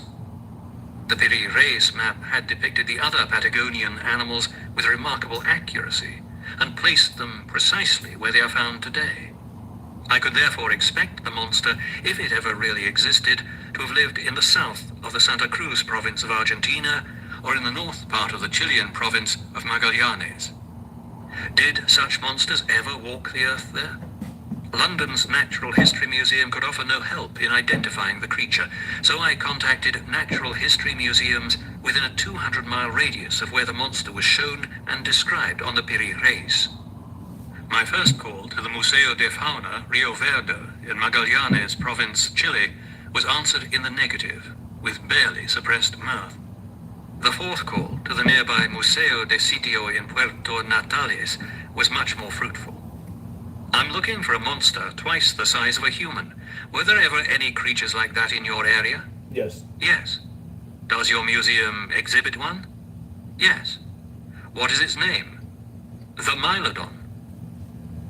The Mylodon is a creature of which I had been wholly ignorant until then, but London's Natural History Museum now provided a wealth of information about it. The monster was a giant sloth weighing around 200 kilograms, unique to South America. In 1834, Darwin found a skeleton on a beach at Bahia Blanca in Patagonia, near to where the creature is shown on the Piri Reis map.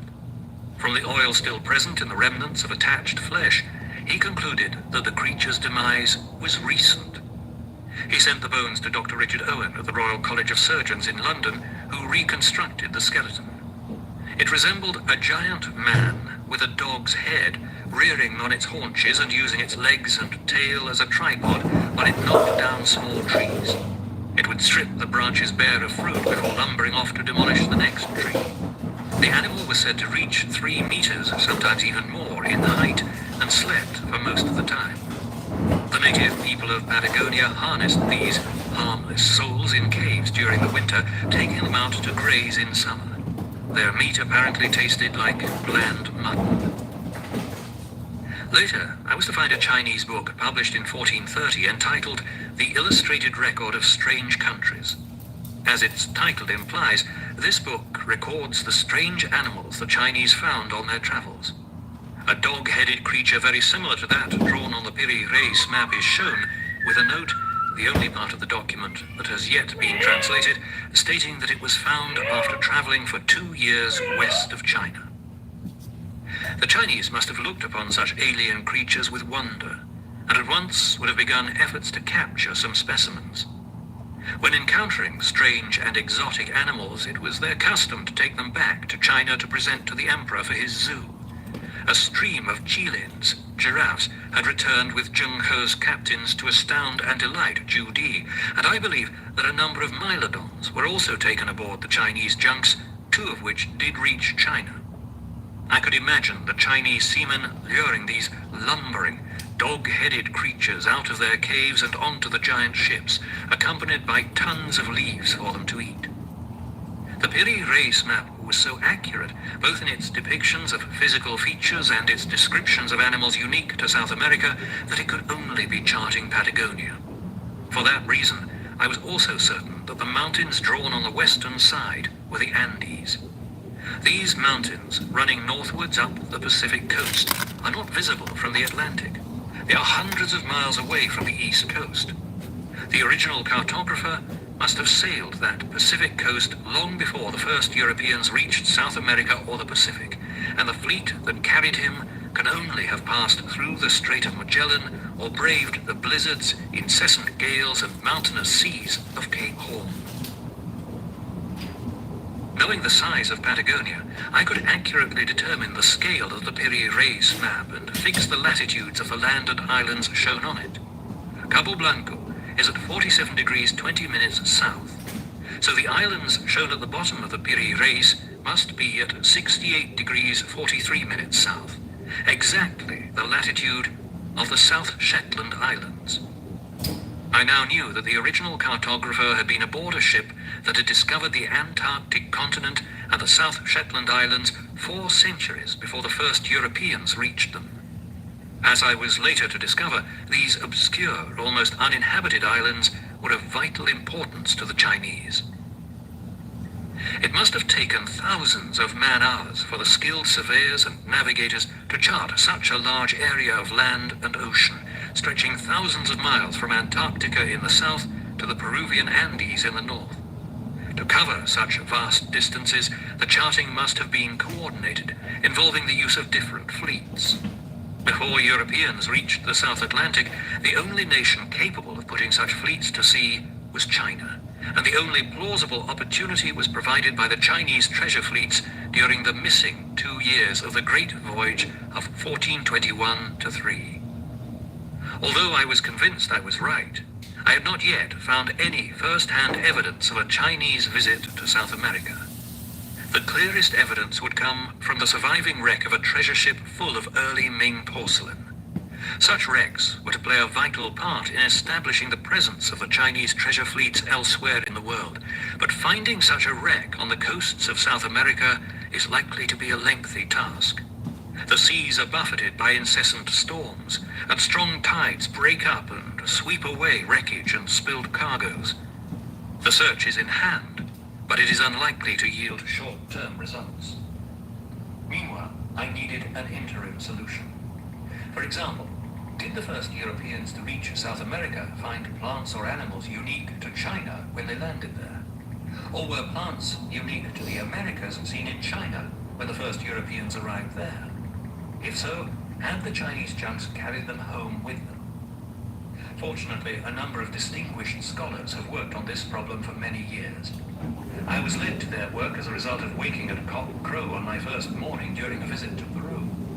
I had lived in Malaysia and remembered well how the morning call of Asiatic hens, kik-kiri-ki, was markedly different from the cock-a-doodle-doo of their European counterparts.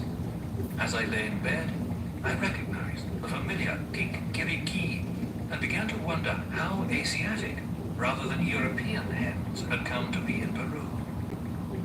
The domesticated Asiatic cock and hen originated several thousand years ago in the jungles of Southeast Asia, in South China, Annam, Vietnam, Cambodia, and Malaysia. The strain remains quite distinct from the European hen. When Magellan arrived off Rio, as it is now called, he picked up a great store of chickens. For one fish hook or a knife, they gave me 6 chickens, fearing even so that they were cheating me. But the chickens Magellan and the Spanish conquistadors found in South America had virtually nothing in common with European dunghill fowl. They were of 4 principal, wholly different types. The Malay class were tall and thin. The cocks were able to peck food off a dinner table.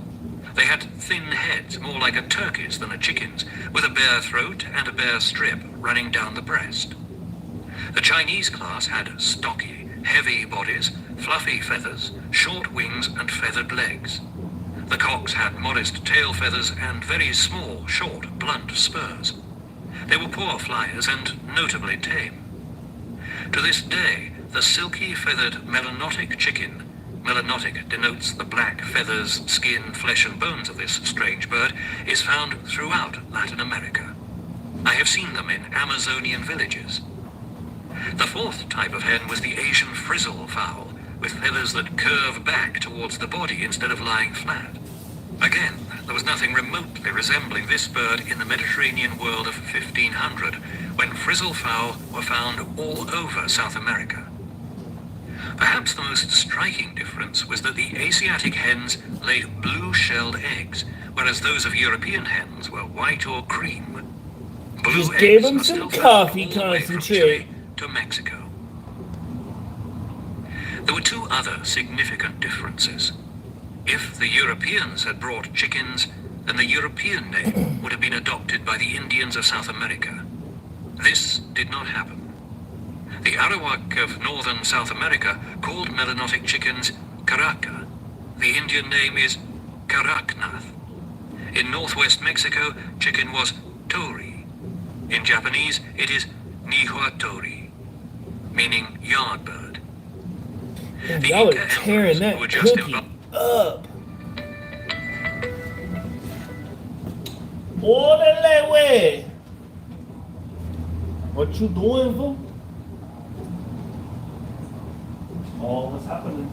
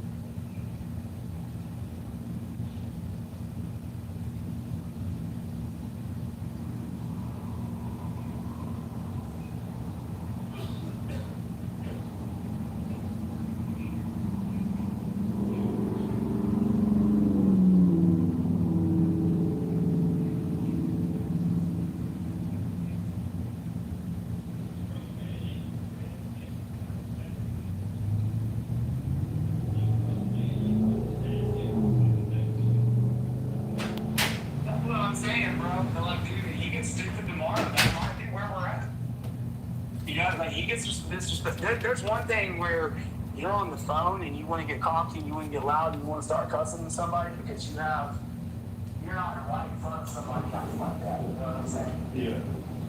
If he was over the phone, you know, so he's going to be cocky over that phone. We'll see how he's feeling.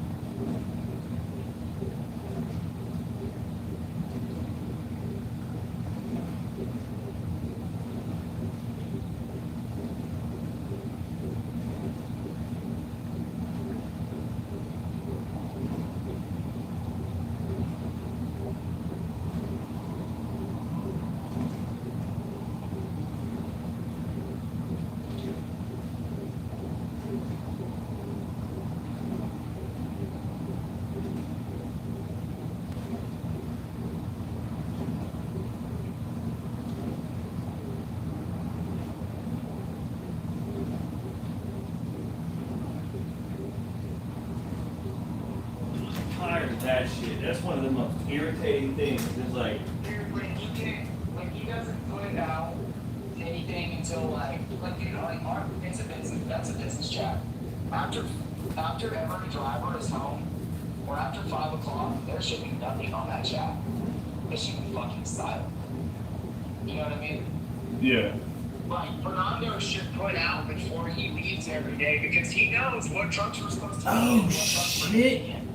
Not go home and get drunk and then, oh yeah, I gotta do it. And then do it at 9, 10, 11, 12 o'clock at night. You know? Yeah. Lack of communication. It's just like if you would have asked me about the Wanda, the Wandos, I would have told him what happened, right?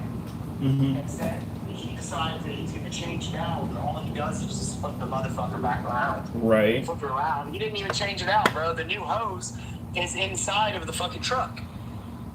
And the door that he left open. Well, the You know what I mean? the lug nut issue. Yeah. How the fuck you gonna You change? don't know what size socket you need. How do you not have a socket to do the lug nuts? You don't have one in stock? No, he didn't get to it. That's what he did. He's lying to cover his ass. Like, I'm not gonna take that to the shop to get it fixed. That's cutting into my time. Oh yeah, 100%, man. And like, especially last week, dude. Last week, every day was a 9 to 10 out of 11 hour day for me last week, man. You know what I mean? mm-hmm. Like it was only until Friday. Was it Friday? Yeah, Friday I got off at almost 2. How is it that the almost 2 weeks he was on vacation, like nothing went wrong? Everything was so goddamn smooth, bro. Yeah. It's so smooth. Yeah, like some trucks broke down, some issues happened, but everything was so smooth when he was gone, man. You know what I mean? Yeah. Like, I was thinking the same thing myself. I'm glad somebody else said that instead of it just being anything. I like the fact that Andrew leaves us the fuck alone. Like, literally, dude, we didn't hear anything from Andrew the entire 2 weeks he was gone. I haven't seen the boss in months. The last time I saw Andrew was the day that he was hiring Carlos, and I came back to grab my bike. I came back on my bike because I had my motorcycle, my main key on my belt the night before, and I only got to the shop when I realized they were like, I'm done. I was like, fuck it, you know. So I got my spare and rode back up there, you know, on my bike. Yeah. And, you know, that's the last time I've seen him. Before that, it was when I got my debit card, you know. Yeah. Like, you don't see him very often, you know, so I try and call him. He said, hey, I'm up in the air, like, what's going on? This is about tomorrow. I pay time off. I'm like, well, it's about tomorrow, and it's about some other things that really need to be talked about over the phone or in person, not in text messages or over WhatsApp. Yeah. You know what I mean? It's like, there are a lot of things that have happened with me and Fernando, between me and Fernando, that I realized kind of boiled up to a point where that's it. It's packed. You know what I mean? Yeah. Take care of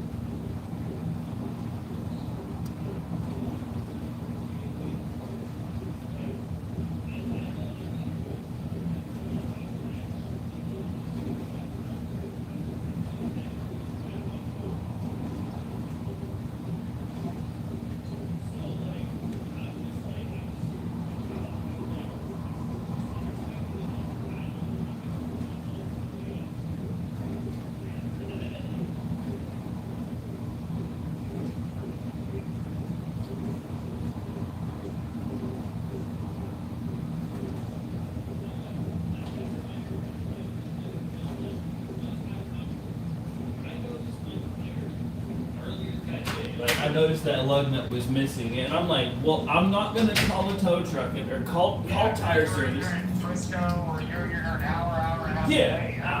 and like, I can call fucking roadside assistance and have them fix it, but then I'm gonna sit there for 2 hours until they get to me to put a lug nut on there and tighten it up.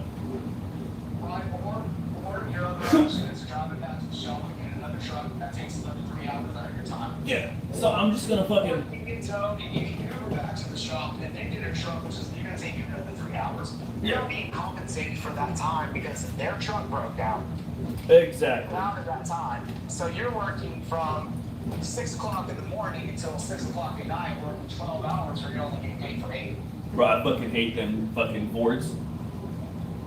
You know what I mean? Bro. I mean, like, I don't know if you noticed, like, on the pay stub, they paid us for 86.6 hours every 2 Yep. weeks. Oh, So I'm taking. that is a little over 3.33 hours a week overtime that they are paying us for.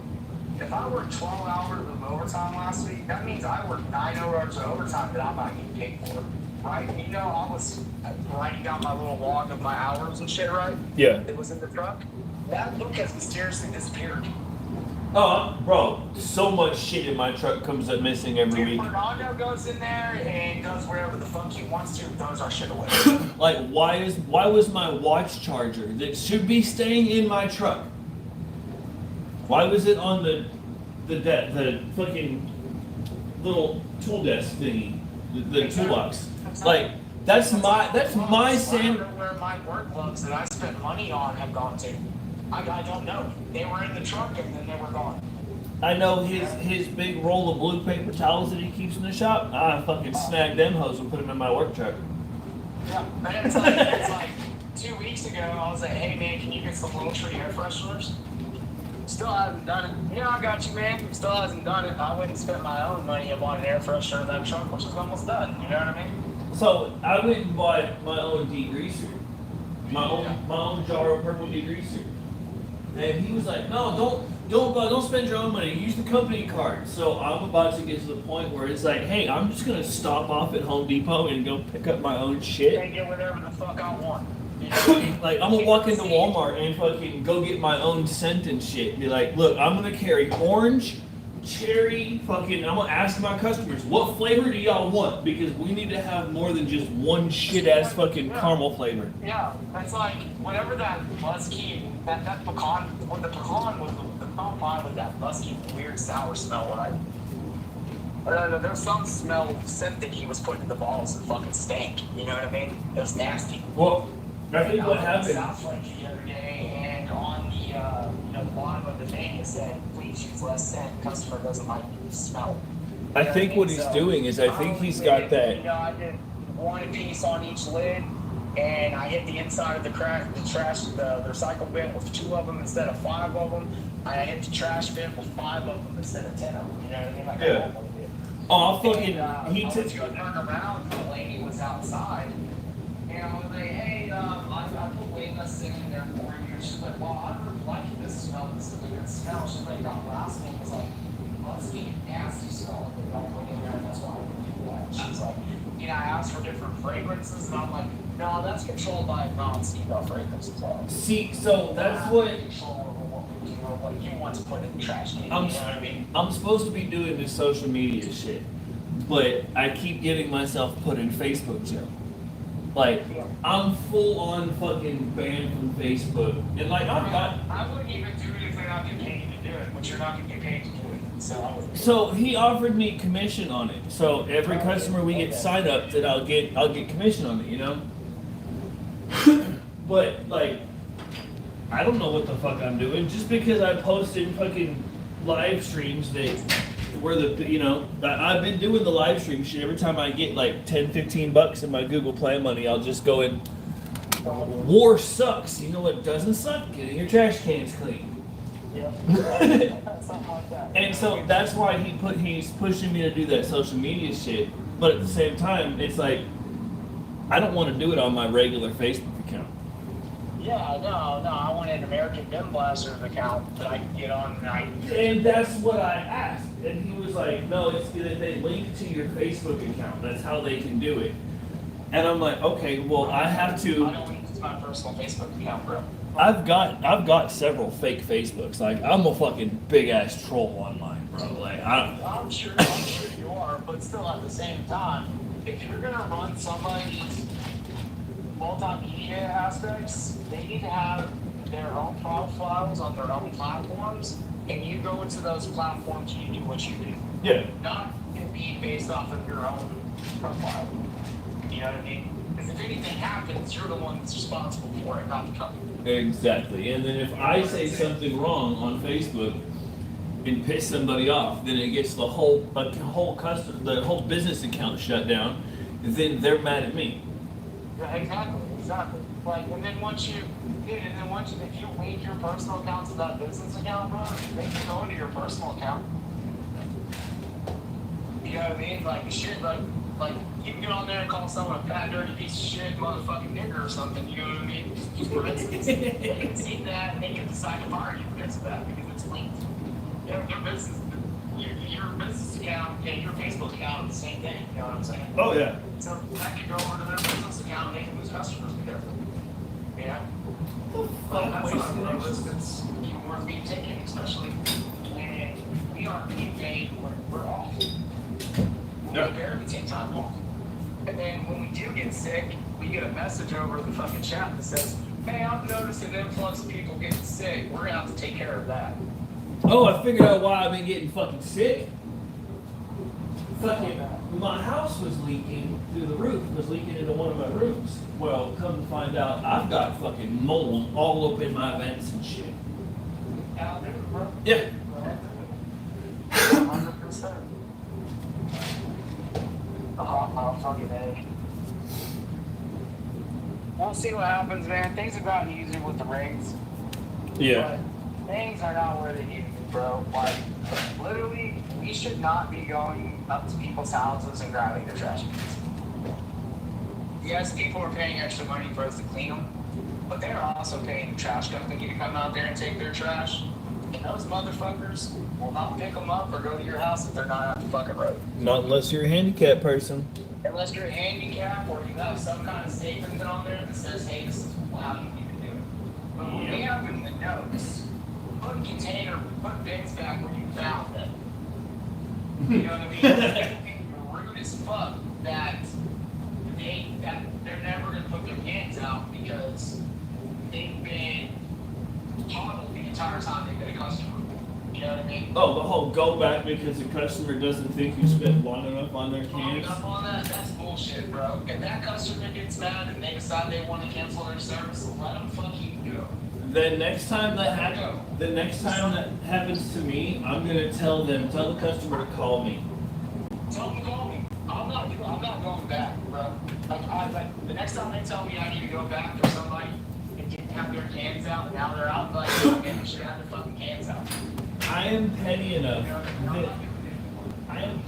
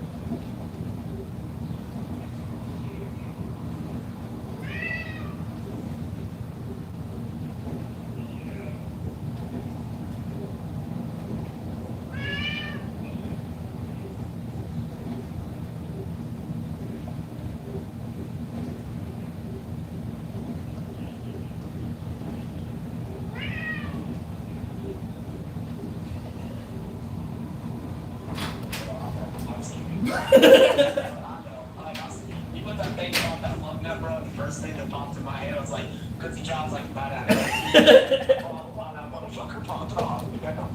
Well, I didn't say anybody, anything to anybody. it just got new shoes put on it, you know, like she just got new tires not too long ago. So I know that after you get new tires, you're supposed to like check your shit.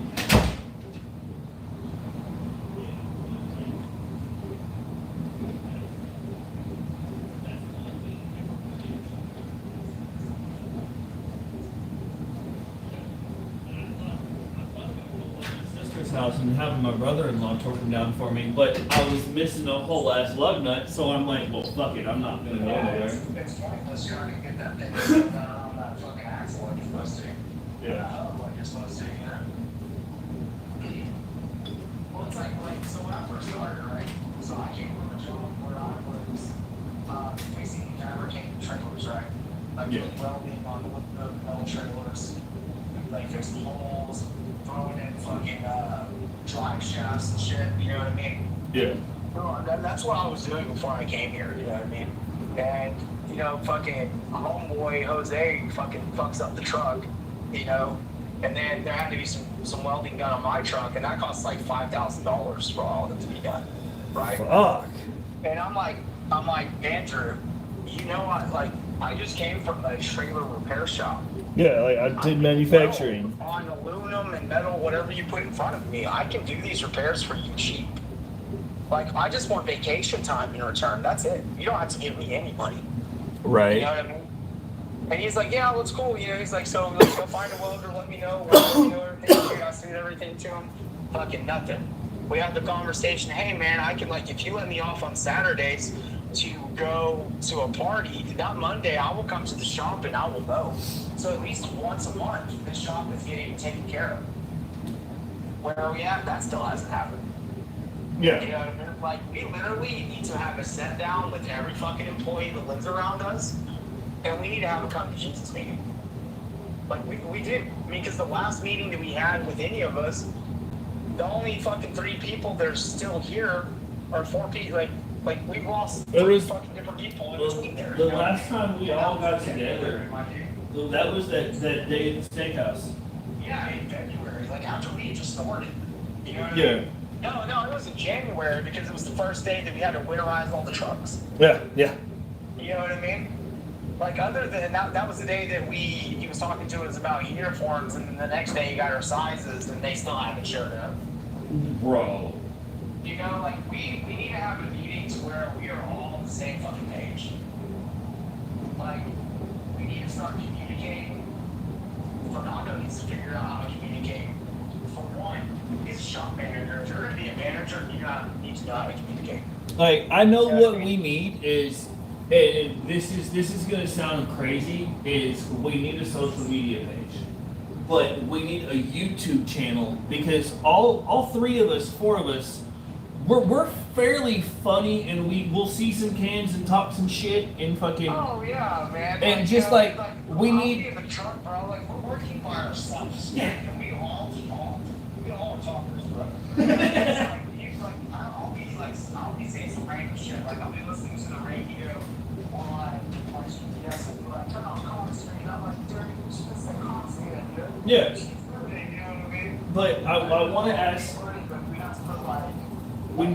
Explicit where, I want to get Andrew to get us. Like, I need to get, especially if he wants me to do this social media shit. Like, I need a drone. I need everybody to have a hat camera. It's a little camera that clips on the bill of your hat. Don't have to record 24/7, but if you come up upon a nasty ass can, fucking hit that button, click record, wash that shit, give it a little commentary, hit stop. At the end of the day. Hey, the only problem about that is, bro, is you have to make sure that you're not like these fucking nasty Indians, bro. You're gonna fucking nasty. Oh, bro, I'll talk shit. Bro.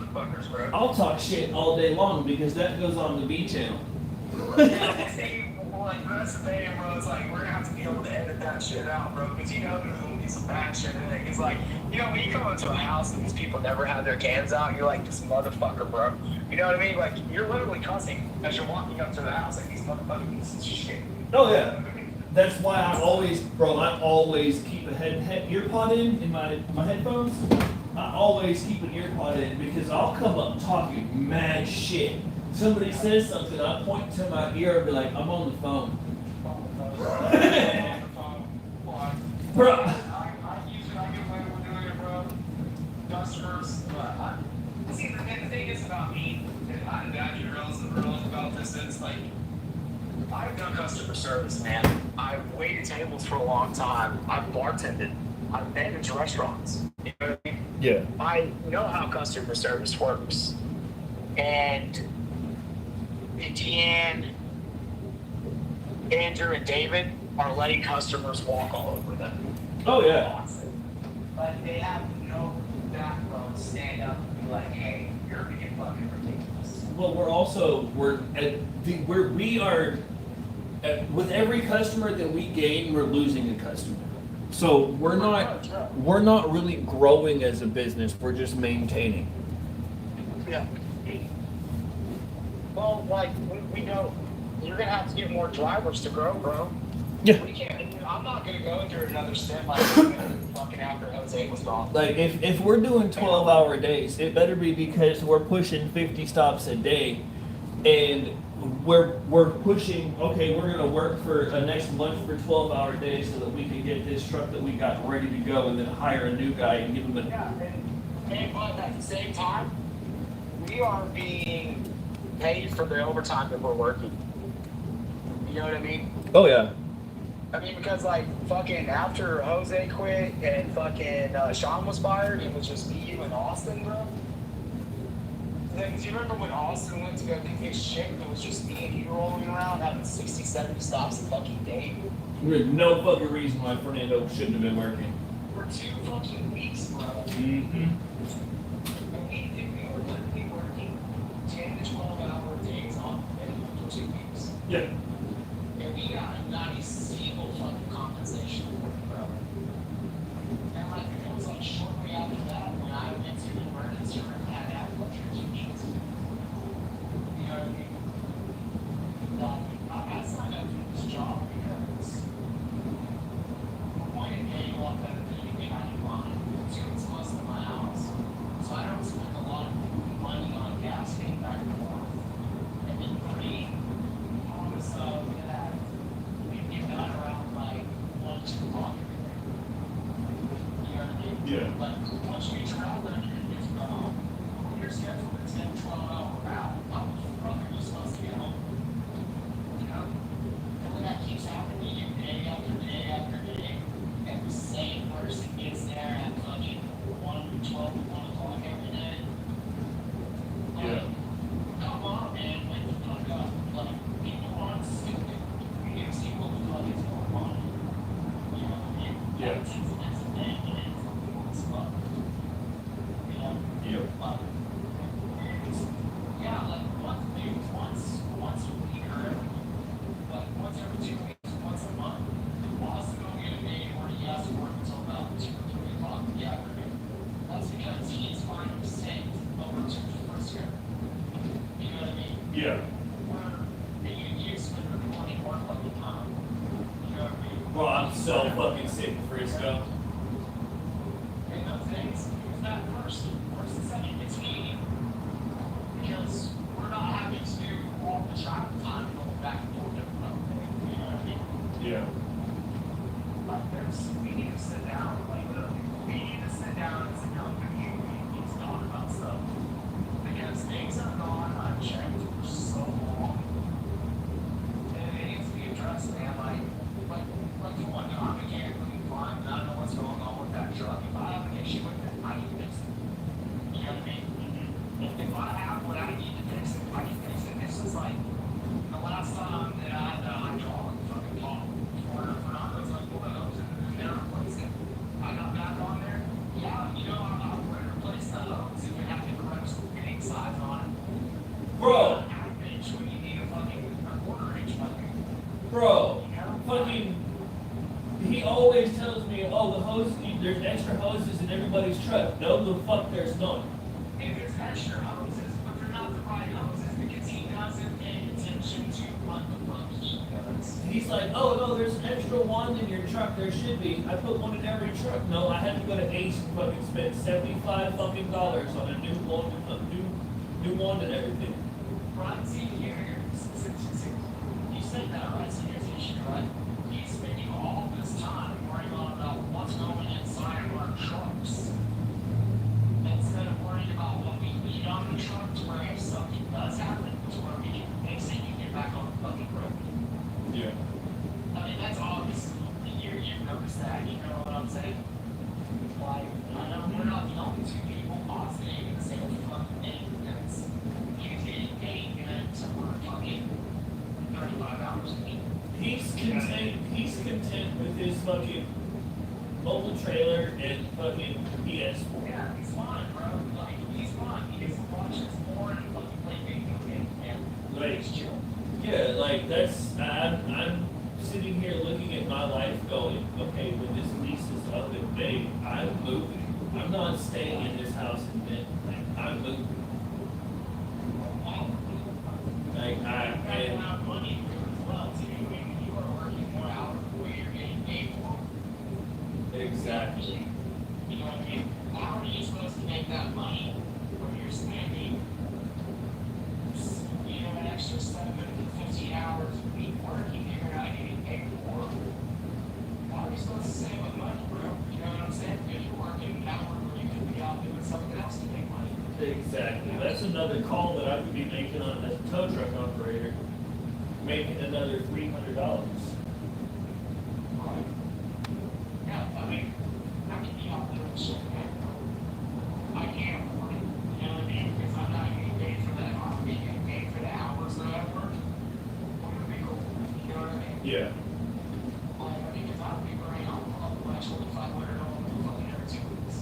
Like when I understand where, because he was talking to me about that when I first got hired, talking about why he pays us the way he pays us. Because Because mad people dragging the clock and it costs you that money. yeah, That's it's not like that now, bro. We're so busy with the routes that we have to do, like, I know you go into it, we literally save every fucking amount of time that we can after that day, bro. bro, I'm hauling ass all day long so that I can. That's what I'm saying, bro. We work all day. Like, I never stop and take a break, bro. All of the shit inside my house, that shit's fucking paid for. I want to go hang out with all my stuff. Like, legitimately, I want to go hang out in my house with all of my stuff and my cat, so I'm going to get my job done so I can go the fuck home. I want to go home. I Yeah. don't want to be at work, and I don't want to keep working past the point. That's why that's why when I do get off before 2 o'clock, I won't throw my truck up, man, because I'm ready to go fucking home. Yeah. You know what I mean? Because like rarely, out of all of us, man, I am the one that is usually there the longest every fucking day. I get there about 5:30, 5:45 every morning, fill my truck up. You know what I mean? Yeah. Like, And I'm usually like one of the last people back. if me and you, Fucking shitty routes. if me and you leave, they're going to have to hire 3 people. Yeah, I know at least they're not gonna be able to cover it, man. Because Austin's lazy. He does the bare fucking minimum. Like, I don't know how he gets done so fast every day, bro. You know what I mean? Like, are you just skipping shit and not going through it and they're not saying anything to you about it? They don't say shit to me about nothing. As long as you put a picture on it and you explain what the situation is, then you can fuck around. I respond with the same shit every time. Like, cause I'll roll up, like, I'm so fucking nosy that I'll roll up and I'm looking at that house before I'm fucking 3-4 houses down. Like, I'm looking at it and, oh, there's no bins available? Alright, let me take a picture, roll down the street real quick, and then just click skip. Like, I'll click skip while I'm driving down the road. I do not understand how the fuck Austin smacks into a fucking truck and then admits to us that I was looking down at my phone when I hit that car. Yeah. Like, I hit Fernando rolling that truck, bro. that mirror and I thought I was gonna lose my job. Yeah. Well, Fernando rolling that truck and totaling it, my dude. Yeah. I thought he was gone. You know what I mean? Because Dude, I saw the picture of where it was, and I knew exactly where you wrecked out. And the only way that you wreck out going like that is you're driving way too fucking fast while it's right outside. Uh-huh. I mean, you wrecked in Sanger, bro. Like, come on, man, this is where I grew up. You know what I mean? I've gone down that road millions of fucking times in my life. Going 100 miles a fucking hour when I had my Mustang GT. You know what I'm saying? I know. I got a little squirrely when I was going through that shit going 100 miles an hour. I can only imagine in one of these bulky ass fucking shitty ass Isuzus that we drive. I go down Ganser and Rector and Lugenbile at like 90 every day when I go to work. I watched you the other day. You can't fucking slide into that motherfucker. I know, man. I just don't drive like that. I've had a commercial driver. I had my CDL, man. I let it go because, for one, I couldn't find a job that was going to pay me what I needed to make. I don't get home every day. I didn't want to be on the road because I have a dog that's going to be 14 next month. Yeah. And it's not somebody else's responsibility to watch her when I'm gone. And then if you're a truck driver, bro, like you have one beer, you're legally drunk. Or shit, you're legally drunk, bro. They'll take your license from you for DWI. 0.04. For driving under the influence. You know what I mean? You're allowed half the legal limit. Yeah. 1 drink is past the legal limit. You can have a drink. You can have a drink, and then you need to be good for like 12 hours before you can drive. Exactly. You know, it's like, it wasn't worth it anymore. Like, I couldn't find a job. I'm like, I'm not going to pay you.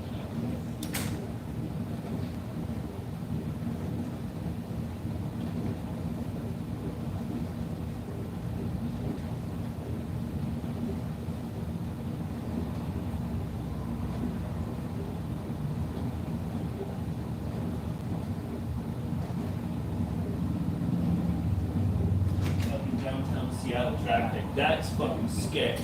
Bro, your butthole was crushed like But I swear to God, I can taste that fucking pleather through my butt cheeks. Right? Yeah, you're like, I know what flavor this shit is. You know?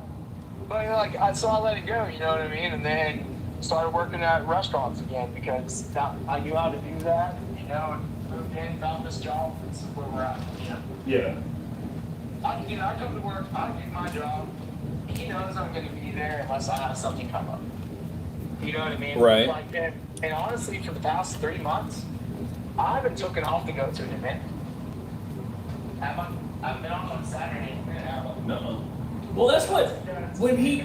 So I've been able to get off and go. It's like this Saturday, I needed to be off because my prospect was getting his patches. Yeah. But I had to work because Austin had to go do his shit, which he already knew when I hired on in December that I needed to be off for this party. Yeah. And that wasn't a problem. So, like, that's why I told him we need to have a conversation over the phone or in person. Yeah. Yeah. Like, we need to talk about some things. We need to figure out, well, first of all, y'all need to understand what a salary job is and how to pay people if they're on salary. You need to give them vacation and sick time. You Like, know, take their sick time when they are fucking, or take their vacation time when they're sick. sick time or PTO should be accrued throughout the year. I should be earning. They Like, should. I understand They've that been there for what? 8 months now? Right? 8 months. something like that. Yeah. We should have some more time accrued already, especially with all the fucking overtime that we worked since we've been there. Like, we do. Yeah, during the winter, you know, there were some days that we didn't work because it was too fucking cold outside to go. But those days being off during the winter compared to since now, well, we have well worked way more than those hours and those days that we've been off overall. Mm-hmm. By way fucking more, bro. You know what I mean? Like, there needs to be some kind of understanding that goes on. Like, they don't realize that, like by the end of the day, like, once, you know, after your stops, you know, you finally got the trash cans, and if there's a note on there that says you have to take them back, like, you've done that with, like, you know, probably about 30 or 40 cans in the day. Yeah, I've walked a mile just going up and down driveways. Just jumping out of the truck and running around, and you add that to it, bro. It's just like Like literally as drivers for this company, bro, we are put through the goddamn ringer every day. You know what I'm saying? It's like if an alley has if an house has trash cans in the alley, it should say that on that stop. Cans in the alley or cans in the front of the house. We should respond to cans, bro, because you know what? Because if you guess wrong, you have extra back time. Bro, that fucking the Ford. They don't have their cans out front or in back. And you have to check both places before you can even move on. You know what I mean? Yeah. Because you don't know. Well, so the truck they had me in last week, truck 3. Yeah. I fucking can't stand them fucking Fords. They sit too low to the ground. The clearance sucks. Turn radius sucks. If I have to get out of my truck and move your cans down the alleyway so I can get past because this truck is too short to pass over these cans, there's a fucking issue. Yeah. That's why I like my cab over. Like I've always liked cab overs, but I like the fact that I have high visibility, clearance, and I can great turn radius. Yeah. Well, see, that's the good thing about the truck, but bro, that once it's full, sun's full out, bro, it gets so goddamn hot in those trucks, man. Oh yeah, I've got 80-something degrees in there, man. I got a chunk of cardboard that I've got.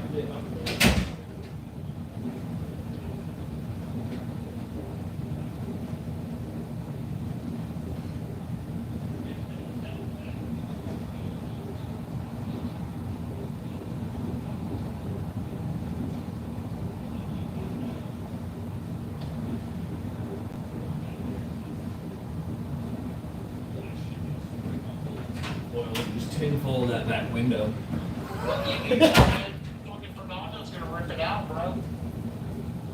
Like, you're just gonna be doing something that he's gonna go fucking take away, man. And the dude, he even fucking messaged me the other day asking me about the gas can in my truck. The fuck? Yeah. Yeah, he was like, what's up with the gas can in your truck? And I was like, well, I use it to fill my car up, and if I forget by chance to fill the motherfucking tank up and I put gas in there that I use my own money for, by the way. Yeah. I use that for a spare. And if I do use it for a spare, I use the company to pay it fucking back. Because Right. I'm not gonna put my own gas in this fucking thing. You know, and I get fucking recompensated for it. You know what I Right. mean? I'm not about to run out of gas in this company truck. Yeah, man, I've already done that fucking once, bro, and I ain't doing it again. I had to do that. Like I I had said, to I lose fucking 30 minutes of 30 to 45 minutes of trying to find a fucking gas station that's close to me. I had to do that last time I forgot my wallet. I had to switch my cash app from one bank account to the other. Have my brother send me $20, cash app that up, then use my phone to tap pay, Back to the shop. just so that I can take that $20 and put it in the fuel tank to make it back to the shop to grab my fucking wallet, which wasn't even at the shop. It was in my it was at my house. Your house. So, and then that was like, that's $20 of my own fucking money, so I had to go fucking, well, not my money, but borrowed money at that, you know? Dude, do your bottles ever pop open on you? Like your spray bottles? Well, if I'm shaking them sometimes, the fucking nozzle will pop out. Dude, I grab an extra one every day because I swear to God that fool will not screw my bottles on all the way. It's just like so he can fuck me that day. You know what I mean? Like literally, like if I do not make sure the bottles are twisted down all the way, I will lose a bottle. So At least. I've left and I've left the shop, gone all the way down 35, and then realized that my fucking side doors were open. Yep. Which I'm like, I know for a fact I closed them motherfuckers when I parked Yeah, at Saturday. You got in your truck, you didn't close the fucking shop door back. You didn't close it back. And so now I've gotten to the point where I'll do a complete 360 walk around my truck before I fucking leave. Yeah. Well, see, that's how I know that hose in the truck instead of him saying that he replaced the motherfucker. You know, like I replaced it. No, you put the new hose in there because I'm going down the tollway in Dallas by the time the lights comes to where I can see. And I see my fucking door slapping the front back and forth with it and the hose hanging out. I wouldn't have ended up putting that hose in there. Why didn't you shut my fucking door, bro? Yeah. You know what I'm saying? And that's not the first time some shit like that has happened. You know? That's like him fucking when he changed out my license plates. Remember, he left the fucking bolt sitting right there in the fucking front of the fucking finger. Bro, one of those trucks. One of those trucks he had me take a couple of months ago had no license plate on it at all. Yeah. And I didn't realize it until I got into fucking Dallas, and I'm like, I ain't got no front or rear license plate. If I get pulled over, I'm going to jail. Well, bro, fucking truck 2, when I was driving that fucking thing, bro, my registration was down for fucking 2 months. Yeah. And I was like, Fernando, that the registration, like, before it went out, like, the beginning of the month, before, hey, man, this registration sticker goes out at the end of the month. Oh, Dave takes care of that stuff. I'll let him know. Does he let people know? Who knows, man? Probably fucking not. I want to know what the fuck happened to... I asked Austin about this the other day. I was like, what the fuck happened to Tony? And he's like, oh, he's part-time. And I'm like... Hey, he hasn't been here in fucking 3 or 4 months. That would have been nice to know when fucking we were missing you and fucking Austin. Yeah, yeah.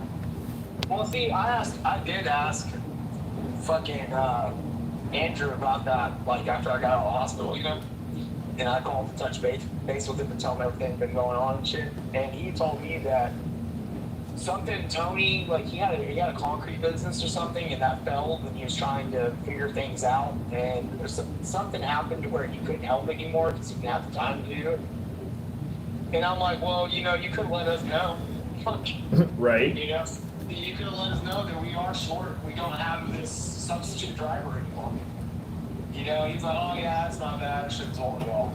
You know, like, it's just there's no communication between the different levels of people where they're at. You know what I mean? Yeah. The only people that communicate are us, the drivers. Right. You know, that's it.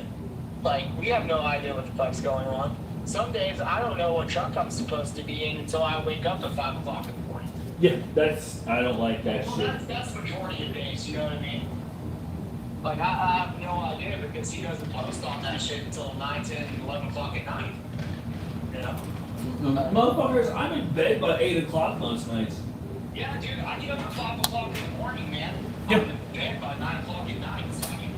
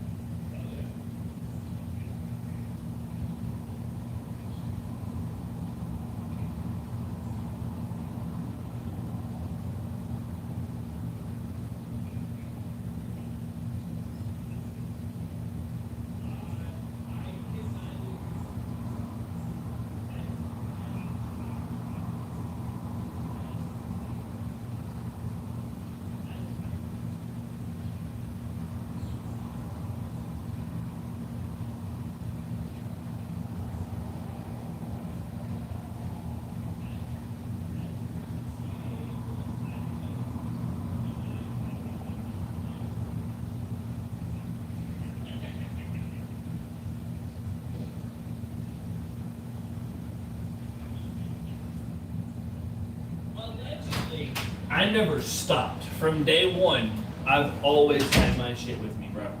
I didn't, bro. I didn't until that fucking day.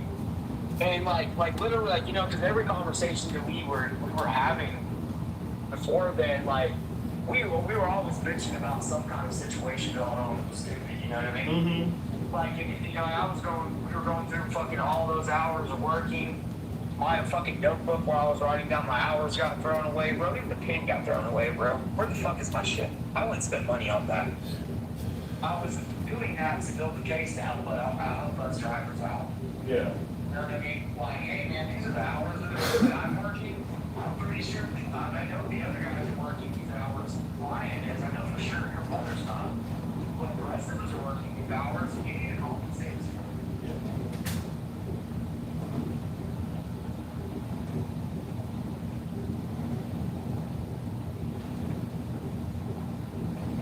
It's just not taking us 12 hours a day. I'm trying to get compensated for the estimated time that I work, not the actual time that I work, because there's days where it's like, oh, you've got an 8-hour day. I can knock that out in fucking 5.5. Watch this shit. Yeah, it's 6 hours. It's a fucking It's a other. Saturday, and I'm leaving at 5 o'clock in the morning, 5:30 in the morning. You know, Yep. No. like I'm gonna get to my first stop at 6:45 in the morning and knock it out. Like, is it fucked up? Yeah, a little bit, but fuck it, I don't give a shit. So I'm done. You know, I get there at 5:30, 5:45 every day, right? Yeah. So when I have a 10-hour day, that's like by the time I get home, and depending on where I'm at, I've had another fucking 2 to 3 hours added to my day just in travel time. But by the time I get off, you know what I mean? Like, so by the time we hit so you know, if you leave the shop at 6 o'clock, Oh. start working at 6 o'clock. At 2 o'clock, that's 8 hours. You know what I mean? Yeah. You're at 8 hours.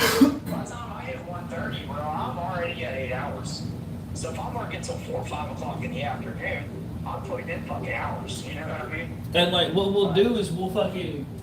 I don't know about the rest of y'all, but I know as soon as I roll into the shop, I'm 12 shop.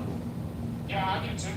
So it's like, y'all really want me to wait until I'm in the shop before I say I'm back? Because I'll start doing that and be like, look, it took me 45 minutes to fill up that I'm not getting paid for.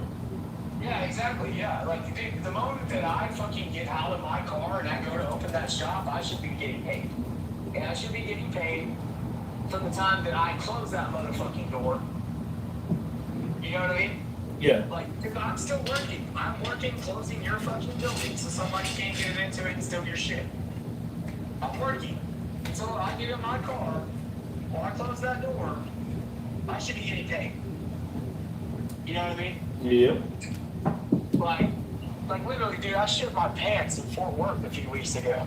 And they wanted me to come back and work. I wasn't coming back after that, bro. Oh, fuck no. I've done that once. Dude, I had shorts on. Thank God I had my fucking frock top.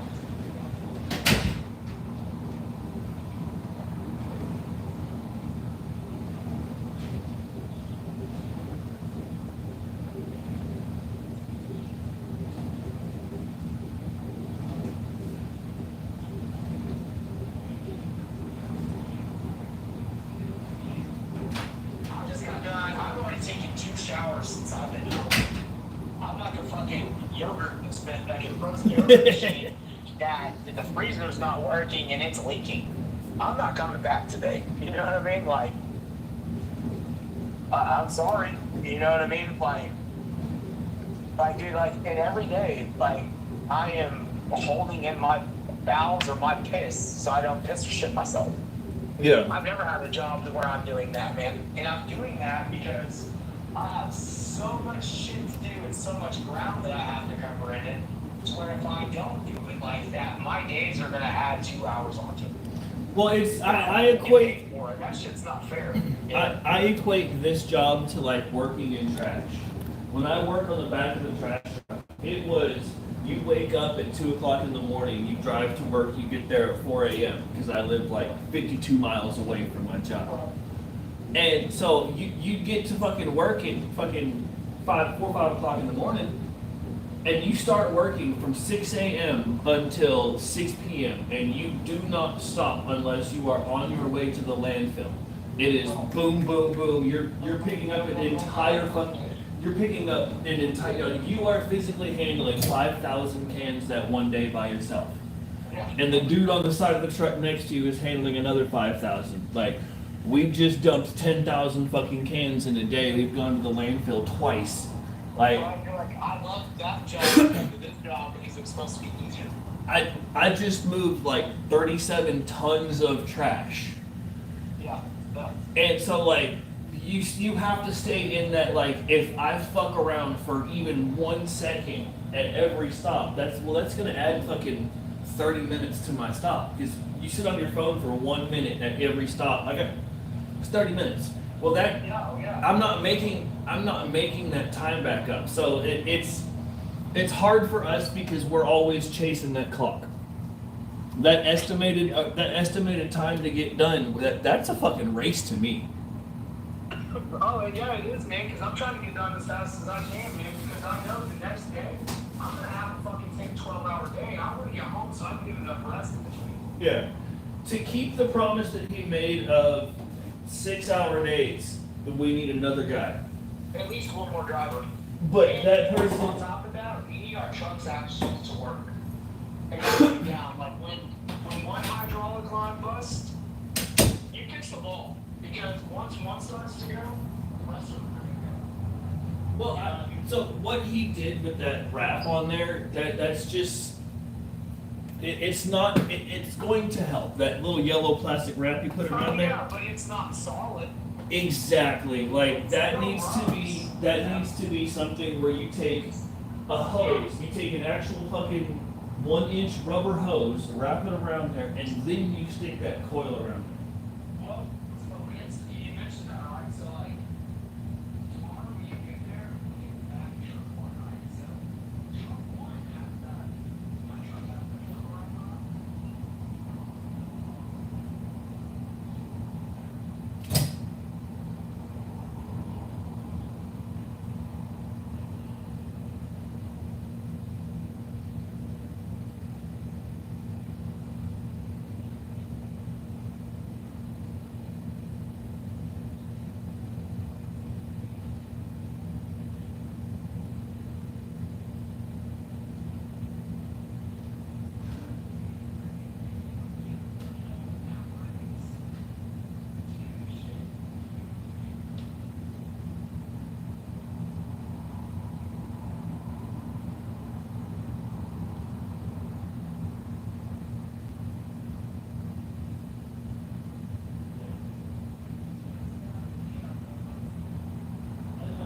I don't say that in like a racist kind of way either.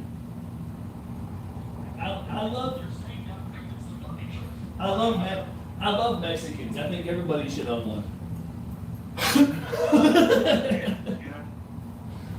But black people are worthless. The Mexicans are. I grew up in, my ancestors of this country.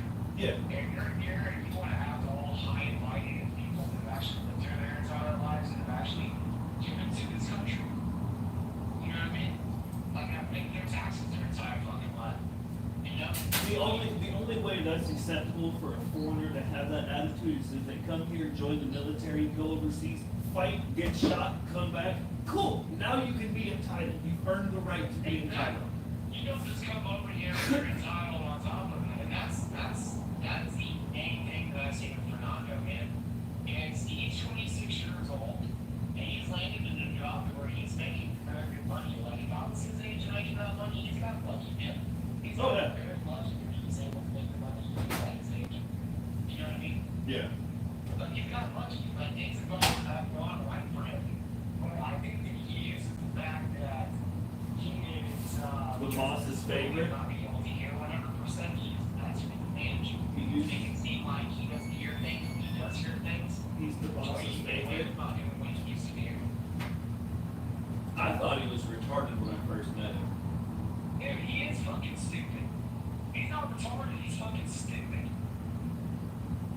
Like, dude, I was in that shop, man, and like, I don't see him anywhere.